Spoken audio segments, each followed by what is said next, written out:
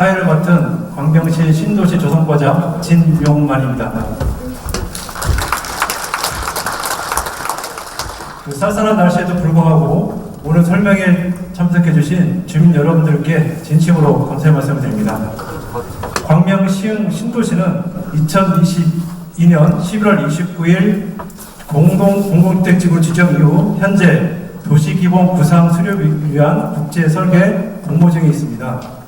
그동안 주민분들께서는 신도시의 사업 추진 과정과 보상에 대해 많이 궁금할 것으로 생각이 됩니다. 이번 설명에는 주민들의 여러 궁금증을 해소하고 신도시 사업 계획와 또 광명시에서 지속적으로 정부에 건의했던 요구사항과 그 향후 추진 일정에 대해서 주민 여러분께 알려드리기 위해서 마련하였습니다. 요구사항, 향후 추진 일정 순으로 설명드리겠습니다. 네, 광명 시흥 신도시에 대한 기본 현황입니다. 광명 시흥 신도시는 시흥시와 광명시 일원으로 면적은 약 384만 평입니다. 이 중에 광명시 면적은 약 64%인 245만 평이 되겠고 수용 인구는 16만 명, 주택호수는 약 7만 호를 계획하고 있습니다. 사업 시행자는 한국토지주택공사가 되겠습니다. 그간의 추진 사항입니다. 2021년 2월 14일 상기 신도시 조성 방안 발표를 하고 주민 공감 보고를 했습니다. 또한 1월 25일 전략 환경 영향 평가서 초안 공청회를 개최하고 작년 10월 20일 중앙도시계획위원회 심의를 거쳐서 11월 29일 광명시흥 공공주택지구 지정을 확정하였습니다. 다음 정부에서 발표한 정부 계획 방향입니다. 광명시흥 상기 신도시는 미래 일자리 중심의 허브 스토크 도시, 또 미래 교통 중심의 초연결 도시, 미래 환경 변화 중심의 탄소 중립 도시, 또 미래 주거 문화를 선도하는 호용 도시라는 가치로 광명과 시흥이 함께 준비하는 듀얼 허브시티라는 그 계획으로 현재 국제 설계 공모가 진행 중에 있습니다. 이것은 작년 11월 29일 날 토지 공공주택지구 지정 때 발표한 토지 이용 구상안입니다. 이건 확정된 안이 아니고 향후에 국제설계 공모와 향후 지구계획 수립 때 약간의 변동사항이 있다는 말씀을 참고로 드립니다. 토지 이용 측면에서는 다양한 유형의 주택을 공급하고 수요자 여건 생애 주기별 맞춤형 주거 선택권을 제공하고 남북철도에 있는 도시철도역 인근에 컴팩트 시티 개발로 주거와 업무, 문화, 지원 시설 용지 등을 배치해서 국민 주거 안정, 삶의 질 개선을 함으로써 일자리와 교육, 문화 등 정주 환경을 우선하는 칙으로 조성할 예정입니다. 광역교통 측면에서는 광명 시흥을 가로지르는 도시철도 신설과 이 도시철도와 신도림역에 연결함으로써 GTX-B를 연결함으로써 철도 중심의 대중교통 체계를 구축할 계획입니다. 또한 광역교통 개선 대책으로 대중교통 및 광역 접근성 향상을 우선으로 하는 교통이 편리한 도시로 조성할 계획입니다. 다음 공원 녹지 측면입니다. 광명시와 시흥시를 가로지르는 목감천 수변 공간을 활용해서 테마별 자연형 공원을 조성하고자 합니다. 또한 전유지 3개소를 설치함으로써 재난, 재해 등으로부터 안전한 도시를 조성함으로써 도시 문제를 선제적으로 대응할 수 있는 스마트 시티 계획을 예정하고 있습니다. 다음은 광명시 요구사항에 대해서 말씀드리겠습니다. 일단 광명시의 입지입니다. 광명시는 경기도 서부의 중앙에 위치하고 있기 때문에 서울과 연접한 수도권 서남부의 관문 역할을 하고 있습니다. 또한 인천공항, 김포공항, 인천항국제터미널, 또 제2경인고속도로, 수원광명고속도로 등 총 6개의 고속도로가 광명시를 지나가고 있고 이러한 광역교통망을 통해서 광명시는 광역 접근성이 매우 우수한 입지를 가지고 있습니다. 또한 광명시 주변으로 서울시 967만, 안양, 안산, 시흥, 인천, 부천 등 1,500만 명의 배우 인구를 가진 입지가 매우 뛰어난 광명시가 되겠습니다. 다음은 우리시가 요구한 상기 신도시의 비전과 목표입니다. 그동안 상계 신도시는 기존의 2기 신도시와 달리 앞으로 100년을 내다보는 신도시로 계획을 해야 됩니다. 우리 시의 이러한 우수한 입지여건을 기반으로 해서 자족 기반을 충분히 담을 수 있는 자족 도시로서의 기능을 충분히 할 수 있는 도시로 조성이 되어야 됩니다. 우리 시에서 비전과 목표를 제시한 것은 문화와 4차 산업과 연계한 글로벌 디지털 콘텐츠를 중심 도시를 만들고 경제 자족률 100%를 충족하는 일자리를 만드는 자족 중심 도시, 또 광역 도로망으로 연계된 교통 중심 도시, 산업 발달, 철도 중심 도시를 구현함으로써 향후 광명시 미래 100년을 담을 수 있고 지속 가능한 자족형 명품 신도시로 조성하는 것을 우리는 목표와 비전으로 삼았습니다. 다음. 자족형 명품 신도시를 조성하기 위해서 우리 시에서는 총 6가지의 국토부와 LH에 제안을 했습니다. 첫 번째가 충분한 일자리가 있는 자족형 명품 신도시 조성. 현재 광명시흥 신도시는 광명시의 마지막 남은 개발지입니다. 우리 시 남부를 가로지르는 도덕산, 구름산, 가악산, 소덕산 중심으로 동쪽에는 이미 개발이 완료되었고 남아있는 서쪽 측면에 현재 상계 신도시가 개발되어 있습니다. 서울의 침상도시라는 오명을 벗고 수도권 서남부 핵심 거점 도시로의 도약을 위한 자족 기능 확대가 절대 필요한 실정입니다. 또한 정부가 강조한 양질의 일자리로 가득 찬 활기찬 도시 조성을 위해서라도 충분한 자족 용지 확보는 절대적으로 필요한 사항이 되겠습니다. 두 번째, 서울 방면 상습 정체를 해소를 위한 광역교통대책 수립입니다. 현재 상계 신도시가 개발되기 이전 지금도 서울로 향하는 우리 시내에서의 도로가 상당히 정체가 심각한 실정입니다. 이런 상황에서 상계 신도시가 개발이 되고 인구 17만 명이 거주하는 신도시가 새로 구성이 된다면 서울시로 향하는 그 도로는 현재보다 더 심각한 정체가 예상되고 있습니다. 이러한 교통 혼잡 해소를 위해서는 서울시 직결도로와 안양천 횡단교로 신설 등 획기적인 광역교통 개선 대책이 꼭 필요한 실정입니다. 상계 신도시가 2031년 준공 예정이기 때문에 향후 미래교통수단으로서 UEM 등 미래교통수단을 선제적으로 광명시흥 신도시에 도입함으로써 우리 광명시흥 신도시가 신교통 선도도시에 조성이 되도록 강력하게 요청을 하고 있습니다. 세 번째는 서울까지 20분대 접근이 가능한 사통발달 철도 중심 도시를 조성하는 것입니다. 정부에서 발표한 남북철도는 GTX-P 1호선과 2호선, 7호선, 신안차선 등과 연계한 환승체계 구축을 속도감 있게 추진하도록 요청했습니다. 또한 우리 상계 신도시 위상과 지역 균형 발전을 고려해서 동서 방향의 수도권 광역급행철도 GTX 구축을 필요성을 제기하였습니다. 다음. 네 번째로 목감천을 따라 시민과 함께하는 수변 문화복합 공간을 조성을 요청했습니다. 목감천 워터프런트 개발을 통해서 수변 공간 디자인 특화, 광명시 새로운 랜드마크 조성을 해야 됩니다. 또한 문화, 관광, 첨단 산업이 융합된 도심 속 녹색 허브 역할을 수행하는 수변 문화 복합 공간 조성이 꼭 필요한 상황이 되겠습니다. 다섯 번째로 도시 자투리 땅을 만드는 불합리한 지구에 대한 경계 재조정을 요청했습니다. 2010년 보금자리 발표 당시에는 포함되었지만 이번에 상계 신도시 발표에는 제외된 사격정을 포함한 군부대, 또한 특별관리지역 잔여지, 서울 방면 고속도로와 상계 신도시 사이에 단절된 개발 제한구역, 이런 것들이 남아있을 경우에는 신도시에서 제책됐기 때문에 향후 이 지역에 대한 관리와 또 상계 신도시가 조성됐을 때 이런 지역으로 인해서 상계 신도시의 가치는 떨어진다고 생각이 듭니다. 그래서 앞으로는 체계적이고 계획적인 신도시 개발을 위해서는 이런 제외된 잔여지는 꼭 포함되도록 지속적으로 요구하고 있습니다. 마지막으로 원주민과 기업체를 위한 합리적 보상과 이주대책 수립을 강력하게 요청했습니다. 광명시흥 지구는 2010년 보금자리 지정 당시에 개발제한구역이 해제된 지역입니다.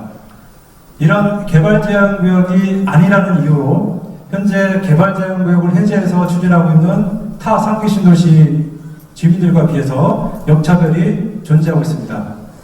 그동안 우리시는 이러한 역차별을 해소하기 위해서 지속적으로 제도 개선을 요구하였고, 지난해 12월 그중에 일부라도 개선되는 성과를 얻어냈습니다. 그 내용은 협의양도인 특별공급이라는 것인데요. 이것은 우리시의 원주민에 대한 재정착이라는 그 측면에서도 중요한 사항이기 때문에 이것은 강력하게 요구했고, 작년 12월 제도 개선을 통해서 반영이 되었습니다. 다음 향후 추진 일정에서 설명드리겠습니다. 현재 국제 설계 공모가 진행 중에 있고, 4월경에는 접수가 되고 5월 중에는 해당 업체가 선정될 것으로 예상을 하고 있습니다. 국제 설계 공모가 확정된 이후에는 기본조사를 착수하고 올해 11월 지구계획 승인을 LH로부터 국토부에 요청합니다. 이런 지구계획 승인 요청 이전에 우리시가 요구한 각종 요구사항들이 꼭 반영이 될 수 있도록 LH와 국토부와 지속적으로 협의를 나가도록 하겠습니다. 내년 24년 하반기에 지구계획 승인을 하고 25년 상반기에 보상계획 공고를 하고 2031년도에 사업을 주무하는 것으로 예정되어 있습니다.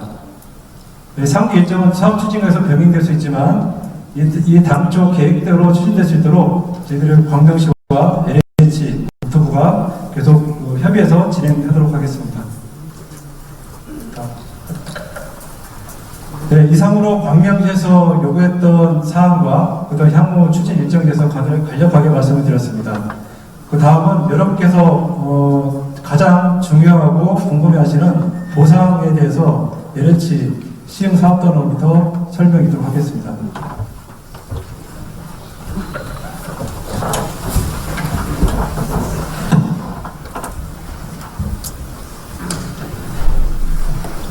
안녕하십니까. LH 보상부의 오현철 차장입니다. 네, 이제 그 안내문 이제 설명에 제가 시작하겠습니다. 제일 처음에 이거 기사 2월 27일 날 뜬 기사예요. 여기 보시면 광명 시흥지구의 변호사분들이 돌아다니면서 그 주민들을 상대로 보상가 상향을 빌미로 계약금을 받아 챙기는 사례. 그래서 A 법무법인이 토지주들을 개별적으로 찾아다니면서 보상금을 많이 받아주겠다며 착승을 받아 수익 계약을 하고 현재 30명의 계약을 체결한 바 있다고 기사가 뜬 내용입니다. 여기 지금 2배, 3배 어떻게 하겠다는 건지는 그 위에 아래 보면은 또 나오는데 이렇게 하실 필요는 없어요, 사실. 왜냐면 그 다음 장에 제가 설명을 드릴 건데 지금 토지 소유자분들이 가지고 계신 재산에 대한 평가는 한 번으로 끝나지가 않아요. 저희가 총 3번에 걸쳐서 재산권에 대한 보호를 할 수 있는 그런 안전장치가 있습니다. 그 장치에는 LH뿐만 아니고 중앙토지수용위원회, 외부평가사 계속 들어오면서 이 토지가, 이 지상물이, 이 영업활동이 제대로 평가가 됐는지 계속 확인 절차가 들어갑니다. 그리고 마지막 단계에 행정소송이라는 게 있는데 그때 변호사를 수임하셔가지고 그때 하시면 돼요. 사실 지금부터 지금 누가 돌아다니는지 모르겠어요. 근데 지금부터 몇백만 원 줬을 것 같은데 그렇게 하실 필요는 전혀 없습니다. 그래서 이런 부분에 대해서 좀 저희가 다음 말씀 드리고 싶고 여러분의 재산권에 대해서는 LH가 참 미우실 거예요. 저희가 보상을 하다 보면 이런 부분도 있어요. 퇴직하고 돈 다 모아가지고 전원주택 하나 딱 지었는데 딱 수용이 돼버린 거예요. 그런 경우도 되게 많이 봤습니다.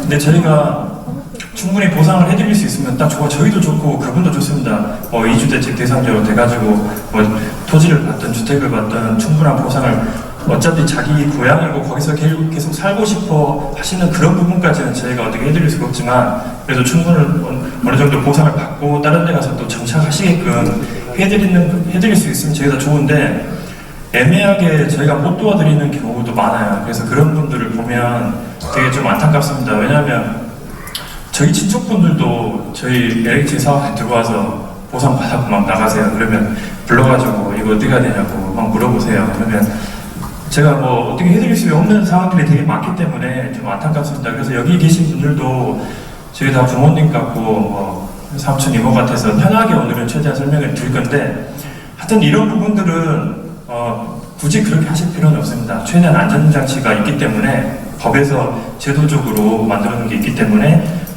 그렇게 하실 필요는 없을 것 같고, 그리고 직접 확인하세요. 직접. 여러분 재산이잖아요. LH 땅 아니고 여러분 지금 재산이잖아요. 뭐 중간에 뭐 공인중개사가 뭐라 하더라, 평가사가 뭐라 하더라, 옆에 주민이 뭐라 하더라, 뭐 통장이 뭐라 하더라, 뭐라 하더라 하는 거를 고지고대로 믿지 마시고 LH 전화를 하십시오. 그거 그대로 믿지 마시고 저희한테 직접 확인을 하세요. 저희 사무실 찾아오셔서 커피 한잔 마시면서 얘기하셔도 되고 전화하셔도 돼요. 이게 진짜 맞는지, 이 사람들 말이 맞는지 꼭 확인을 하십시오. 이렇게 피해 보시는 분들이 되게 많아요. 그냥 친한 사람들이 살짝 흘리는 얘기 들어놓고 그게 기정사실인 것처럼 얘기하시고 믿고 다른 분들한테 퍼뜨리신 분들이 생각보다 엄청 많습니다. 여기에도 그러셨었던 분들도 있을 수도 있어요. LH에 직접 전화하세요. 직접 전화하시고 통화가 안 되면 찾아오십시오. 그래서 저희한테 직접 확인하시는 게 가장 좋습니다. 그래 보면은 지금 사업 초기 단계예요. 아무것도 진행된 게 없어요. 아무것도 확정된 것도 없고. 근데 지금 뭔가 진행됐다, 분양이 진행됐다, 계약이 진행됐다, 보상이 진행됐다, 다 거짓말이에요. 왜냐하면 저희 보상부에서 지금 한 게 없습니다. 이 계약이라는 거는 보상 쪽에서 업무가 끝나야지 계약 파트로 넘어가고, 단계별로 진행 절차가 있기 때문에 보상도 안 됐는데 계약을 하고 분양을 한다? 아니에요, 그거는. 그래서 그런 부분에 대해서는 반드시 LH에 확인하셔가지고 피해보시는 일이 없게끔 좀 이렇게 주의 말씀드립니다. 다음.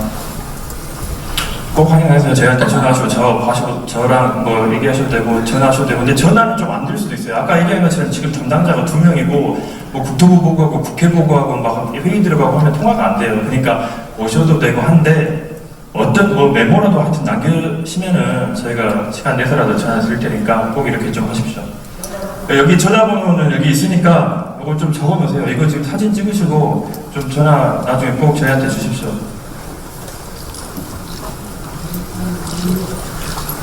그리고 이제 뭐 전화하실 때 그런 부분은 제가 좀 부탁을 드릴게요.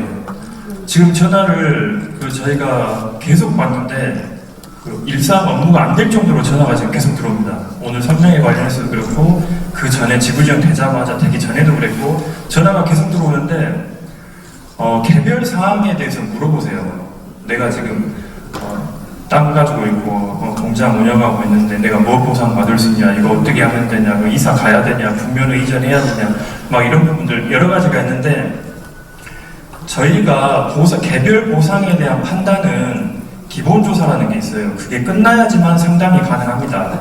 그리고 기본조사는 지금 3기 신도시 앞에 써서 진행된 3기 신도시의 평균 기본조사 기간은 14개월에서 5개월 정도 걸렸어요. 근데 광명시흥은 3기 신도시 중에 면적이 가장 크고 역대 신도시의 6번째로 규모가 큰 지금 사업지구입니다. 그래서 저희가 조사를 6월 달에 시작하려고 하고 있어요. 공식적으로 보상부에서, LH 보상부에서 여러분한테 공식적으로 말씀드릴 수 있는 거는 저희가 기본조사 착수를 6월로 계획하고 진행 중에 있다.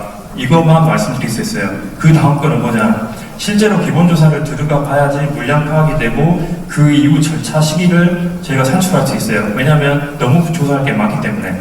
어느 정도로 많냐면 남양주 왕숙 1, 1 합친 것보다 크고 교산에 2개를 합친 것보다 커요. 그리고 지작물도 그 있는 거 다 합친 것보다 많습니다.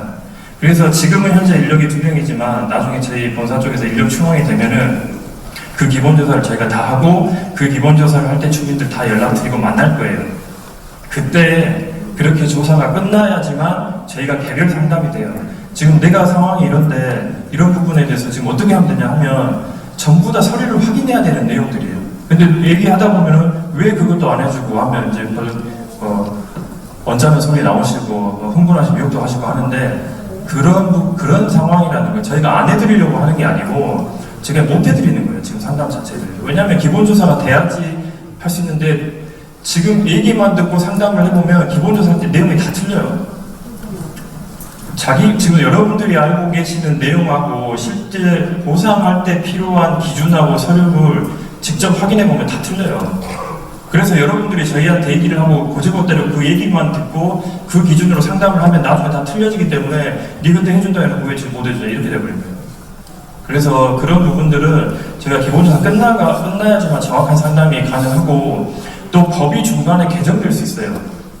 오늘 발표할 내용을 만약에 제가 작년 초에 발표를 했다? 그럼 지금 내용이 틀려져 있어요. 중간에 보상법 바뀌었기 때문에. 그래서 이렇게 법령 개정도 이렇게 수시로 일어나기 때문에 실제로 보상을 착수하는 시점이 가장 정확합니다. 그리고 그때 여러분들하고 구체적으로 상담을 할 수 있고 제가 도와드릴 수 있어요. 그래서 그런 부분은 좀 이해를 해주시고 네. 아까 이제 변호사 얘기를 했는데 일단 보상금은 다 마음에 안 들어 하세요. 제가 20년 다녔어도 와 진짜 평가 잘해줬다 이런 말을 한 번도 들어본 적이 없고 다 도둑놈들이라고요. 그래서 협의보상 제일 처음에 하면 협의보상 평가는 저희 LH가 하는 게 아니고 LH가 추천한 평가사 1명, 그 다음에 시도지사가 추천한 평가사 1명, 그 다음에 주민분들이 추천한 평가사 1명, 총 3명이 평가한 거를 평균 내서 그 단가를 가지고 저희가 안내를 드립니다. 그거를 협의보상이라 해요. 그 협의보상을 하는데 마음에 당연히 안 드시죠? 그러면은 수용 재결이라는 걸 합니다. 다시 한번 평가를 해요. 그 목록에 대해서 정확하게 이거 진짜로 누락된 건 없냐, 빠진 건 없냐, 잘못 평가한 건 아니냐 다 다시 봅니다. 근데 이 협의보상에서 수용 재결로 넘어가는 기간이 6개월에서 1년 정도 걸려요. 그건 좀 알고 계셔야 돼요. 제가 막 1월 달에 제가 안내문 보냈어요. 그 평가금을 딱 보니까 금액이 마음에 안 들어요. 그럼 수용 재결 올리면 수용 재결해서 평가를 다시 한 거를 받아보는 기간이 6개월에서 1년이에요. 그래서 뭐 바로 몇 개월 만에 막 결과가 나오진 않습니다. 근데 그것도 마음에 안 드실 거예요. 그러면 이의재결이라고 수용재결 결과를 받고 한 달 이내, 30일 이내에 다시 신청하시면 또 평가합니다. 그래서 한 번 또 평가를 해요. 그래서 계속 이렇게 정부에서 보상법에서 여러분의 재산권을 보호하려고 하는 이런 단계의 절차가 있습니다. 그렇기 때문에 굳이 지금 막 해가지고 지금 시작도 안 했는데 수수료 주고 하실 필요는 없어요. 뭐 여유가 있으시면 그렇게 하셔도 상관은 없어요. 근데 다 이제 저 최대한 좀 그런 거는 개인적으로 그냥 불필요한 지출일 수도 있으니까 그러니까 이제 이런 절차가 있다는 걸 이해하시고 나중에 행정소송 가실 때 그때 변호사 연락하셔가지고 나 도저히 마음에 안 든다. LH에서 뭐 첫 번째 이거 평가하고 두 번이나 평가했는데 이래도 나는 인정 못하겠다 하실 때 변호사 수임해서 그때 하시면 돼요. 지금 한참 뒤 몇 년 뒤가 될지도 몰라요. 왜냐하면 기본적으로 하지도 않았으니까. 그런 거 알고 계시고 요거 절차가 넘어가는 거는 다 무료입니다. 뭐 수수료 내고 이런 거 없어요. 요거 변호사 수수료만 들어가는 거지 이거 다 국가에서 법으로 정한 여러분의 권리이기 때문에 그냥 이렇게 진행하시면 됩니다. 그래서 협의를 한번 하시고 수용재결로 한번 가고 이의재결로 한번 간다는 거, 그 다음에 행정소송이라는 또 절차가 있다는 거 그걸 이해하시면 되고, 그러면 수용재결이 요 밑에 이제 이런 내용들은 뭐냐면, 그러면 수용재결을 가는 게 뭐 무조건 좋냐?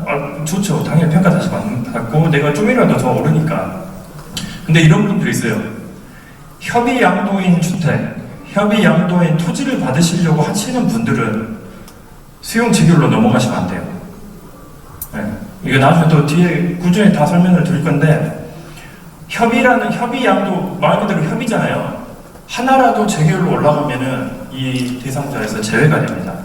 그래서 내가 수용 재결을 간다고 하면 일단 협의 양도인 뭐 주택이나 택지 말고 다른 걸 뭐 더 받을 게 있다. 그러면 가셔도 돼요. 저희 직원들한테 이거 어떻게 하면 좋아요? 그 물어보시면 대부분 평가 한번 다시 받아보십시오. 왜냐면 여기 좀 낮다고 생각하시면 수용 재결도 있고 이의 재결도 있고 나중에 행정소송 절차도 있기 때문에 최대한 한 번 더 평가 받으셔가지고 더 많이 받아가십시오. 저희 직원들이 그렇게 하지 무조건 협의 때 받아가시라고 이렇게 절대 안 해요. LH 직원들은 그냥 공공기관 기관 직원이에요. 그래서 여러분이 보상금을 1,000만 원을 받든 5억을 받든 50억을 받든 아무 상관이 없어요. 그냥 지역 주민들입니다. 저희한테는 그냥 그 주민이고 고객일 뿐이에요. 그래서 여러분이 재산권을 충분히 행사하고 많이 보상금을 받아가시는 게 저희 좋습니다. 사무실에 와가지고 얼굴 보면서 욕하면서 가는 것보다 그래도 저희가 절차를 안내해드리고 이런 절차, 구제 절차가 있으니까 해보시라고 저희가 계속 안내를 하거든요. 그러니까 이런 절차가 있다는 거를 꼭 기억을 해주시고, 그 다음에 다음으로 넘어가면 보상금 산정 관련해가지고 LH가 금액을 다 정한다고 생각하시는 분들이 되게 많아요. 근데 여러분들한테 통지된 모든 보상금은 저희 LH가 산정하는 건 아닙니다. 산정할 권리가 없어요. 그래서 일반 토지나 시장물이나 어떤 영업활동 이런 거는 감정평가사들이 합니다. 감정평가사분들이. 나머지는 뭐냐, 분묘를 이장하는 비용이나 뭐 영농보상이나 뭐 주거이전비나 이사비 이런 거는 통계청에 딱 금액이 정해져 있어요. 그 해에 통계청에서 정한 그 기준으로 안내가 나가는 거예요. LH가 막 평가해가지고 막 300만 원 주고 500만 원 주고 이러지가 않습니다.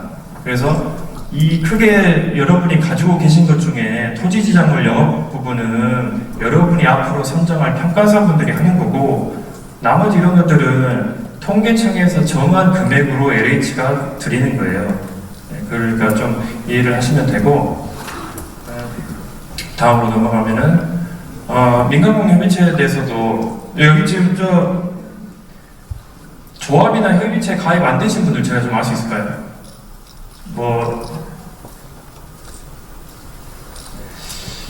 분명히 많이 계실 텐데 그냥 손 안 드실 수도 있어요. 지금 민간공협의체에서 그 주민들 그 대표로 나오시는 분들이 큰 역할을 하고 있습니다.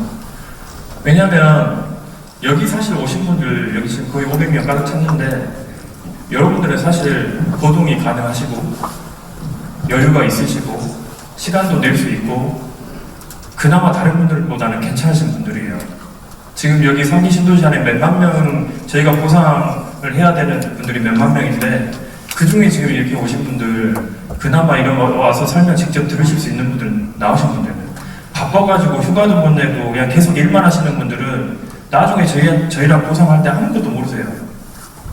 그래서 이제 그런 분들을 대변해서 대책위가 만들어지고 그 대책위 분들의 위원장 포함해서 다른 분들이 매달 저희 LH랑 국토부랑 다 해서 중요한 주민들한테 좀 도움되는 안건들 그런 거 해주시면 저희가 또 검토를 하고 그 내용들이 전달이 될 거예요. 근데 여기 대책이 안 들어가신 분들은 전달도 못 받아요. 사실 이 설명회는 그분들을 위한 자리입니다.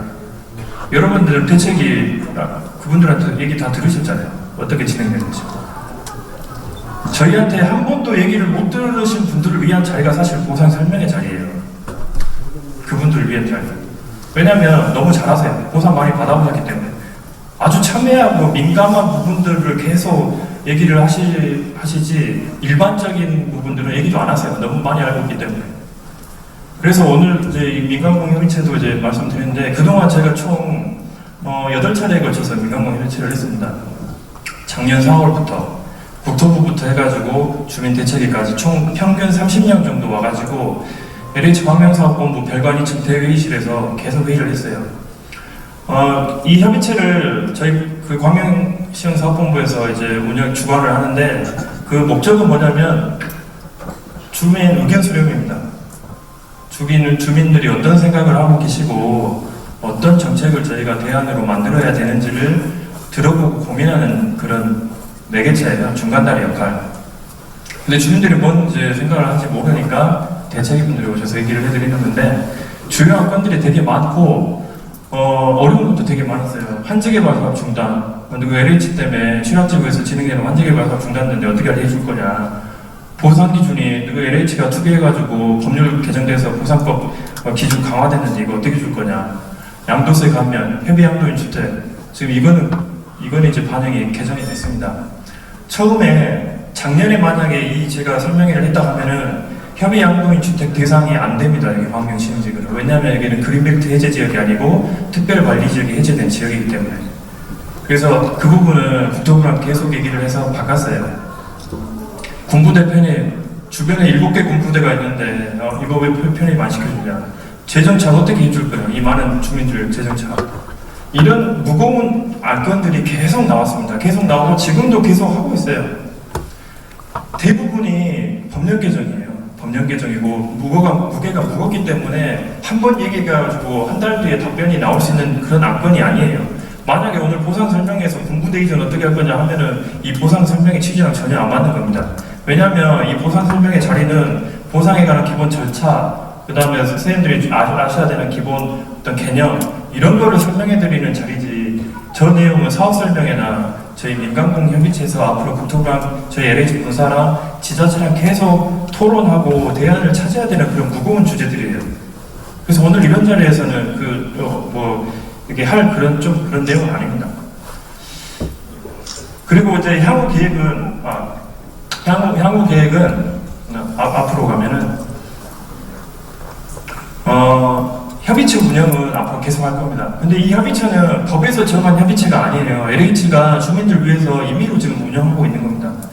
보상협의회라고 보상법에서 규정하고 있는 협의회는 별도로 있고, 그 협의회는 아주 이제 까다롭고 무겁고 참석 인원도 막 아무나 들을 수 있는 게 아니에요. 엄청 복잡할 겁니다. 근데 이제 기본조사가 착수를 하면 아까 얘기한 것처럼 지금 담당자 2명이라고 그랬잖아요. 이 2명이 할 수가 지금 없을 것 같아요. 그래서 대책위분들하고 국토부랑 다 좀 양해를 구하고 격단에 한 번씩 하든지 이런 식으로 좀 저희는 생각하고 있습니다. 아직 공식적으로 얘기하는 건 아니고. 왜냐하면 기본조사가 왜 중요하냐면, 기본조사를 저희가 하면 그 조사해가지고 가져온 걸 가지고 저희가 다시 확인을 해야 돼요.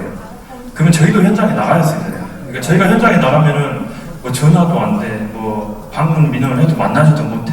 거기에다 그거로 끝나는 게 아니고 국토부의 본사회의 엄청 준비할 게 많습니다. 계속 보고하고. 그렇기 때문에 지금 현재 인력으로는 지금 민간공 협의체를 매달 이렇게 똑같은 주제로 회의하고 할 수가 좀 하기는 어려운 상황이에요. 솔직히 말씀드리면. 왜냐하면 주제 자체가 너무 무겁기 때문에.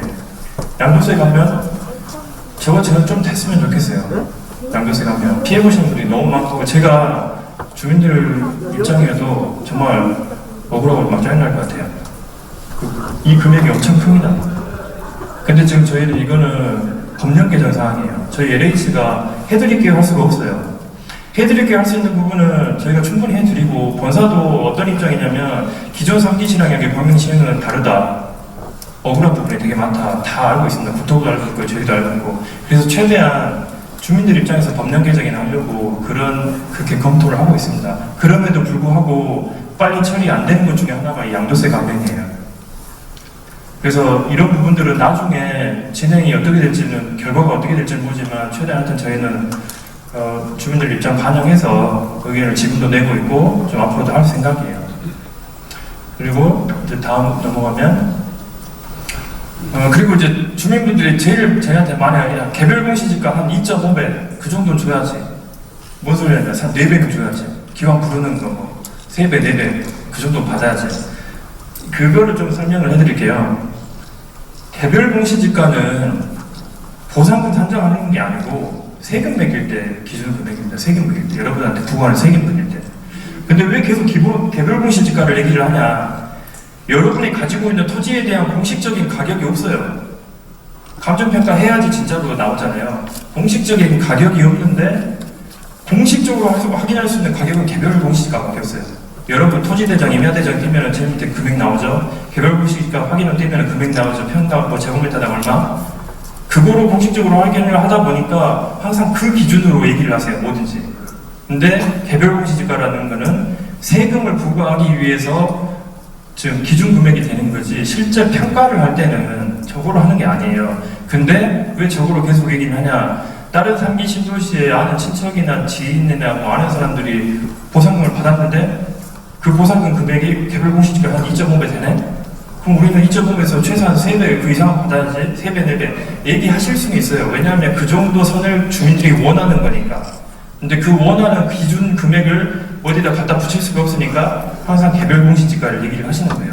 저희 사무실에서 와도 와가지고 바로 하시는 게 개별 공시지가 3배 이상을 줘야지 내가 협의한다 이거예요. 근데 감정 평가를 할 때는 개별 공시지가를 하는 게 아니라는 거를 알고 계시고, 여러분이 원하는 거는 뭔지 알아요. 많이 달라, 보상 많이 나오게 해달라 이거잖아요. 근데 개별 공시지가로 얘기를 해야지 이해하기도 쉽고, 뭔가 기준, 비교할 수 있는 기준이 있다 보니까 항상 사용하고 계신다는 거. 그래서 나중에 평가사 분들이 평가를 할 때는 이 비교 표준지 공시지가랑 뭐 시점 수정하고 요인별로 해가지고 다 합산해가지고 주변의 거래 사례나 이런 걸 다 보고 하는 거지, 개별 공시지가를 보고 하는 게 아니에요. 그래서 그 부분에 대한 오해는 안 하셨으면 좋겠어요. 근데 딱 문 열고 나가서 버스 타고 집에 가면 딱 까먹어요. 그렇게 얘기를 해도, 전화로 그렇게 얘기를 해도 다음에 제 목소리, 제가 하도 통화를 많이 해서 목소리 잘 기억하거든요. 저번에 했던 분 전화해서 또 똑같은 얘기예요. 처음 질문한 것처럼. 그래서 다음은 본사에서 지금 임시 거주주택을 지금 하려고 지금 검토를 하고 있습니다. 이건 뭐냐면 개발 사업은 여기 나이 많이 다 드셨지만 미래 세대를 위한 개발 사업입니다. 지금 계신 분들 참 이런 말씀 드리긴 뭐하지만, 지금 만약에 광명시흥이 보상이 착수되고 보상이 다 끝나고 이주하고 공사가 들어가면 그때 입주를 하고 하시는 분들은 지금 아주 뭐 초등학생, 지금 아니면 뭐 중학생, 그런 분들이 성인 돼가지고 아마 분양받아서 들어갈 거예요. 아주 현실적으로 얘기를 하면 여러분들은 보상금 받고 나가시는 거기 때문에 이렇게 대규모 개발 사업은 미래 세대를 위한 거기 때문에 이거를 못 보실 수도 있어요. 솔직히 말씀드리면 시간이 그 정도로 많이 걸리는 국책 사업입니다. 근데 이제 저희 정부도 국토부도 뭐 저희 LH도 그렇고, 그러면 미래 사업을 위하지만 지금 현재 계시는 분들 당장 이주하고 갈 데가 없는데 그럼 어떻게 할 거냐. 그래서 인근 지역으로 저희가 국민임대랑 행복주택랑 매입임대를 물량을 검토를 해요. 그래서 여러분들이 보상받고 이주하는 시점에 맞춰서 분양을 할 수 있는 지금 단지를 찾고 있어요. 그래서 그 단지에 주변 시세의 70%에서 80%, 기초생활수급자들은 30% 수준의 임대료만 내고 들어가서 준공때까지 거주할 수 있게끔. 근데 입주 자격은 아무것도 적용을 안 해요. 주택이 있어도 들어갈 수 있고, 소득이 많이도 들어갈 수 있고, 뭐 자산이 있어도 들어갈 수 있고, 국민임대 이런 데 들어보면 건물 있어도 안 되고, 뭐 자동차 3천만 원짜리 이상 있어도 안 되고, 뭐 주택 있어도 안 되고, 이런 기준이 있잖아요. 그런 거 다 미적용해서 준공때까지 거주하실 수 있는 주택을 저희가 찾는 걸로 계획을 하고 있습니다. 근데 현재 지금 이 기본조사가 어느 정도 끝나봐야지 저희가 보상 착수 시점이 정확히 정해지고, 보상 착수가 돼야지만 여러분이 이전할 수 있는 시기가 나와요. 그럼 그 시기에 맞춰서 사업지구 주변에 있는 이 주택을 공급할 수 있는 주택을 저희가 찾는 거예요. 그래서 그런 걸 하고 있다는 거. 그래서 이 부분에 대해서는 너무 큰 불안감을 가지시는 말하는 거. 그 대신 보상 착수 전까지는 여기 그냥 계속 계셔야 돼요. 근데 다 주는 건 아니고 이주대책 기준에 맞는 분들한테 합니다. 뭐 아무나 와서 다 주면 안 되잖아요. 할 수가 그렇게 할 수도 없고. 그래서 소유자분들은 공단공고 1년 이전, 공단공고가 언제냐면 2021년 2월 24일에 됐잖아요. 21년 2월 4일, 1년 전에 전부터 사신 분들, 세입자는 그 3개월 전부터 사신 분들은 전부 이 임시거주 이주대책의 대상자가 되십니다. 그래서 그 물량을 국토부랑 저희가 계속 지금 찾고 있어요.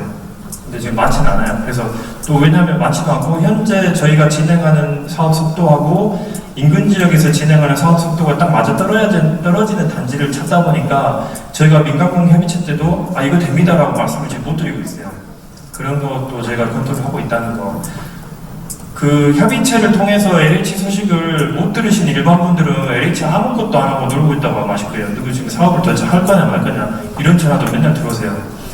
매번 검토를 하고 있고 본사랑 항상 회의를 하고 있습니다. 근데 쉽게 딱딱 떨어지고 뭐 바로 일주일 뒤에 저희가 답변 드릴 수 있는 내용들이 아니기 때문에 어느 정도 진행이 되고 가닥이 잡히면 하나씩 말씀드리고 있는 거지, LH가 지금 손 놓고 있는 건 아니라는 거 좀 이해해 주시면 되겠고요. 그리고 저기 준공 이후에도 계속 거주 가능하십니다. 만약에 지금 여러분들이 국민임대 들어갔다, 국민대 입주 조건이 있어요. 무주택이어야 되고 소득자산이 있어야 뭐 이렇게 기준 금액이 있어야 해서 자동차도 얼마 이하여야 되고 그런 기준이 있는데 그 기준에 맞다. 그 기준에 맞는 상태로 국민인데 계속 거주를 했는데 준공이 됐다. 그러면 계속 더 사실 수 있습니다. 그때는 이제 2년 단위로 재계약을 이러죠. 그래서 이제 그렇게 하고 있다는 거. 다음 넘어가시면 공동주택 용지 공급. 이것도 민간법 협의체에서 언급이 됐었는데 아직 구체적으로 막 100% 짜여진 건 아니에요. 근데 저희가 민간법 협의체 때 대책위 위원장님하고 참석하신 분들한테 다 이제 안내를 한 내용입니다. 이게 무슨 내용이냐면 환지 사업 여러분 하셨죠? 여기 칠안지구에서 환지 사업 여기서 하셨던 분들 있을 수 있는데 환지 사업을 하는 목적이 뭐예요? 여러분들이 개발이익 다 가져가시려고 하는 거잖아요. 쉽게 얘기하면 그런 기회를 약간 다른 방식으로 저희가 드리는 겁니다. 주거용 건축물을 가지고 있는 소유자분들은, 그러니까 기준일 이전에 주거용 건축물을 소유하고 있는 그 소유자분들은 이주 대책 대상자가 되는데, 그러니까 집을 가지고 있는 사람들은 딴 데 또 집을 구해서 살아야 되잖아요. 그래서 이주 대책을 해요. 그 이주 대책을 해드리는데 이주 대책에는 세 가지 선택을 할 수가 있어요. 이주자 택지, 그러니까 집을 지을 수 있는 땅을 드리거나 그냥 집을 드리거나 아니면 땅도 집도 못 받으신 분들은 이주 정착금이라고 저희가 드려요. 이 세 가지 중에 하나를 선택하시는 건데 이주자 택지, 그러니까 땅은 두 가지로 구분이 돼요. 점포 겸용하고 주거 전용. 근데 이제 이렇게 두 가지가 이제 되는데 주거 전용을 받으시는 분들끼리 조합을 결성해요. 그러니까 이 사람 다 모아가지고 이제 사람이 많아지잖아요. 그러면 그분들이 공동주택이란 쉽게 얘기하면 이거 그냥 아파트입니다. 아파트 지을 수 있는 땅이에요. 아파트 지을 수 있는 땅을 분양을 받아서 거기서 여러분들이 개별 주택건설 사업을 하실 수가 있어요. 이해되세요? 여러분이 지금 여기 집 가지고 계신 분들 있죠? 그러면 기준을 이전에 가지고 계시면 이주자 택지나 이주자 주택이나 이주 정착금 대상이 되는 거예요. 근데 그 중에 나는 이주자 택지를 하겠다. 그러면 이주자 택지 하고 싶은 사람이 막 수십 명 나온 거잖아요. 그 사람들끼리 조합을 만들어가지고 아파트 지을 수 있는 땅을 분양받는 거예요. 그리고 여러분들이 아파트 세워서 올라서 분양하는 거예요. 그 분양 수익이나 이런 거 다 여러분이 그냥 가져가시는 겁니다. 세종에서 딱 한 번의 사례가 있었어요. 그래서 저번에 작년에 제가 민간공 협의체 때 이런 게 있으니까 한번 필요하시면 저희가 주민들한테서 설명을 드리겠다 이렇게 한번 말씀을 드렸었어요. 그래서 세종시에서는 326명으로 구성된 조합에서 723세대를 분양을 했습니다. 장단점이 있어요. 장점은 여러분이 그냥 택지 하나 받아가지고 맨 땅에다가 뭐 기초공사부터 해서 뭐 집 짓고 하는 초기 비용이 많이 안 들어요. 조합을 구성해서 다른 그 건설사 통하고 해가지고 자금 조달을 할 거기 때문에 여러분이 혼자 개발하시는 것보다는 낫습니다. 그리고 재정차 가능성이 상대적으로 높아요. 왜냐면 다 이웃 주민이시잖아요. 제일 안타까운 게 보상 딱 끝나면은 뿔뿔이 흩어집니다. 뿔뿔이 흩어져. 보지도 못해요. 이웃사촌이고 뭐고 친척도 다 흩어져가지고 동탄에서 그랬는데 동탄도 면적이 어마어마하게 크거든요. 그 동탄을 개발하면 동네 주민, 일가, 친척, 또 종중 땅에 들어오면 다 가족들이잖아요. 친척들이고 다 뿔뿔이 흩어져가지고 나이 드신 분들은 내년에 들어가요. 현실적으로 아주 되게 슬픈 건데 진짜 그러게 됩니다. 다시 내 고향에서 살 수 있는 기회를 갖기 힘들어요. 다시 이 땅에서. 근데 그 광명 지역에서 아파트를 지을 수 있는 땅을 분양받고 그 조합이 아파트를 분양하면 그쪽에 다시 들어가서 사시는 거예요. 이게 안 떠나고. 그런 지금 방법 중에 하나입니다. 그래서 이런 거는 이제 마음이 통해야 돼요. 그래서 이제 또 자녀 물량이 발생하면 분양 수익이 발생하기 때문에 여러분이 내야 되는 추가 분담금이 적어질 수도 있어요. 이건 재건축 재개발 구조랑 똑같습니다. 근데 단점이 뭐냐? 조합 구성이 어려울 수 있어요. 제일 처음에 저거 좋다 했는데 막상 이주자 택지 대상자를 다 모아놓고 하면 아이고 우리 애들이 이쪽에 와서 살라고 하는데 그리 가야 되겠다. 분양받고 팔고 딴 데 가야 되겠네. 이렇게 되셔가지고 흐지부지 될 수도 있어요. 그래서 이거는 주민분들이 결정하실 상황입니다. 그리고 또 지금처럼 갑자기 부동산 경기가 안 좋다. 그러면 리스크가 분명히 발생해요. 근데 반대로 뭐 좋으면은 또 반대로 그만큼 분야 수익이 생길 수도 있는 거고, 이거는 타이밍의 문제라서 이게 꼭 단점이다, 꼭 이렇게 된다고 말씀드리기는 힘들어요. 그리고 개별적 취향은 반영하기 힘들어요. 왜냐면 이주연 택지 받아가지고 내가 뭐 영국식 집을 부리고 싶다, 아니면 뭐 진짜 한옥을 지르고 싶다, 내 스타일대로 하고 싶은데 아파트는 그게 안 되잖아요. 그냥 아파트이기 때문에. 그래서 여러분이 노후에 내가 전원주택 하나 지어가지고 내 스타일대로 집 지어서 살고 싶다라는 거는 안 돼요. 그럴 분들은 다 따로 그냥 택지 받으셔서 가시면 됩니다. 그래서 이제 그런 거면 여러분도 이제 선택하시고 뭐 자녀분들하고 상의하셔가지고 하면 되는데, 아직 먼 얘기입니다. 기본조사 실력도 안 했기 때문에. 이런 게 있다라는 것만 오늘 이해를 하시면 되고, 2시간 동안 제가 얘기를 해도 다 이해를 못 하세요. 그러니까 큰 거 굵직굵직한 것만 지금 제가 앞부분에서 이렇게 지금 설명드리고 있거든요. 꼭 하셨으면 좋겠다는 분만 내용만 지금 하고 있고, 그 뒤로 넘어가면은 지금 나눠드린 보상 안내문에 있는 거를 이제 좀 더 자세하게 적어놨어요. 근데 지금 기본조사도 지금 저희가 시작을 안 했기 때문에 그 지금 보상 안내문의 내용은 실제 모든 게 픽스돼 가지고 다시 여러분한테 안내문이 나갈 텐데 많이 바뀌어 있을 거예요.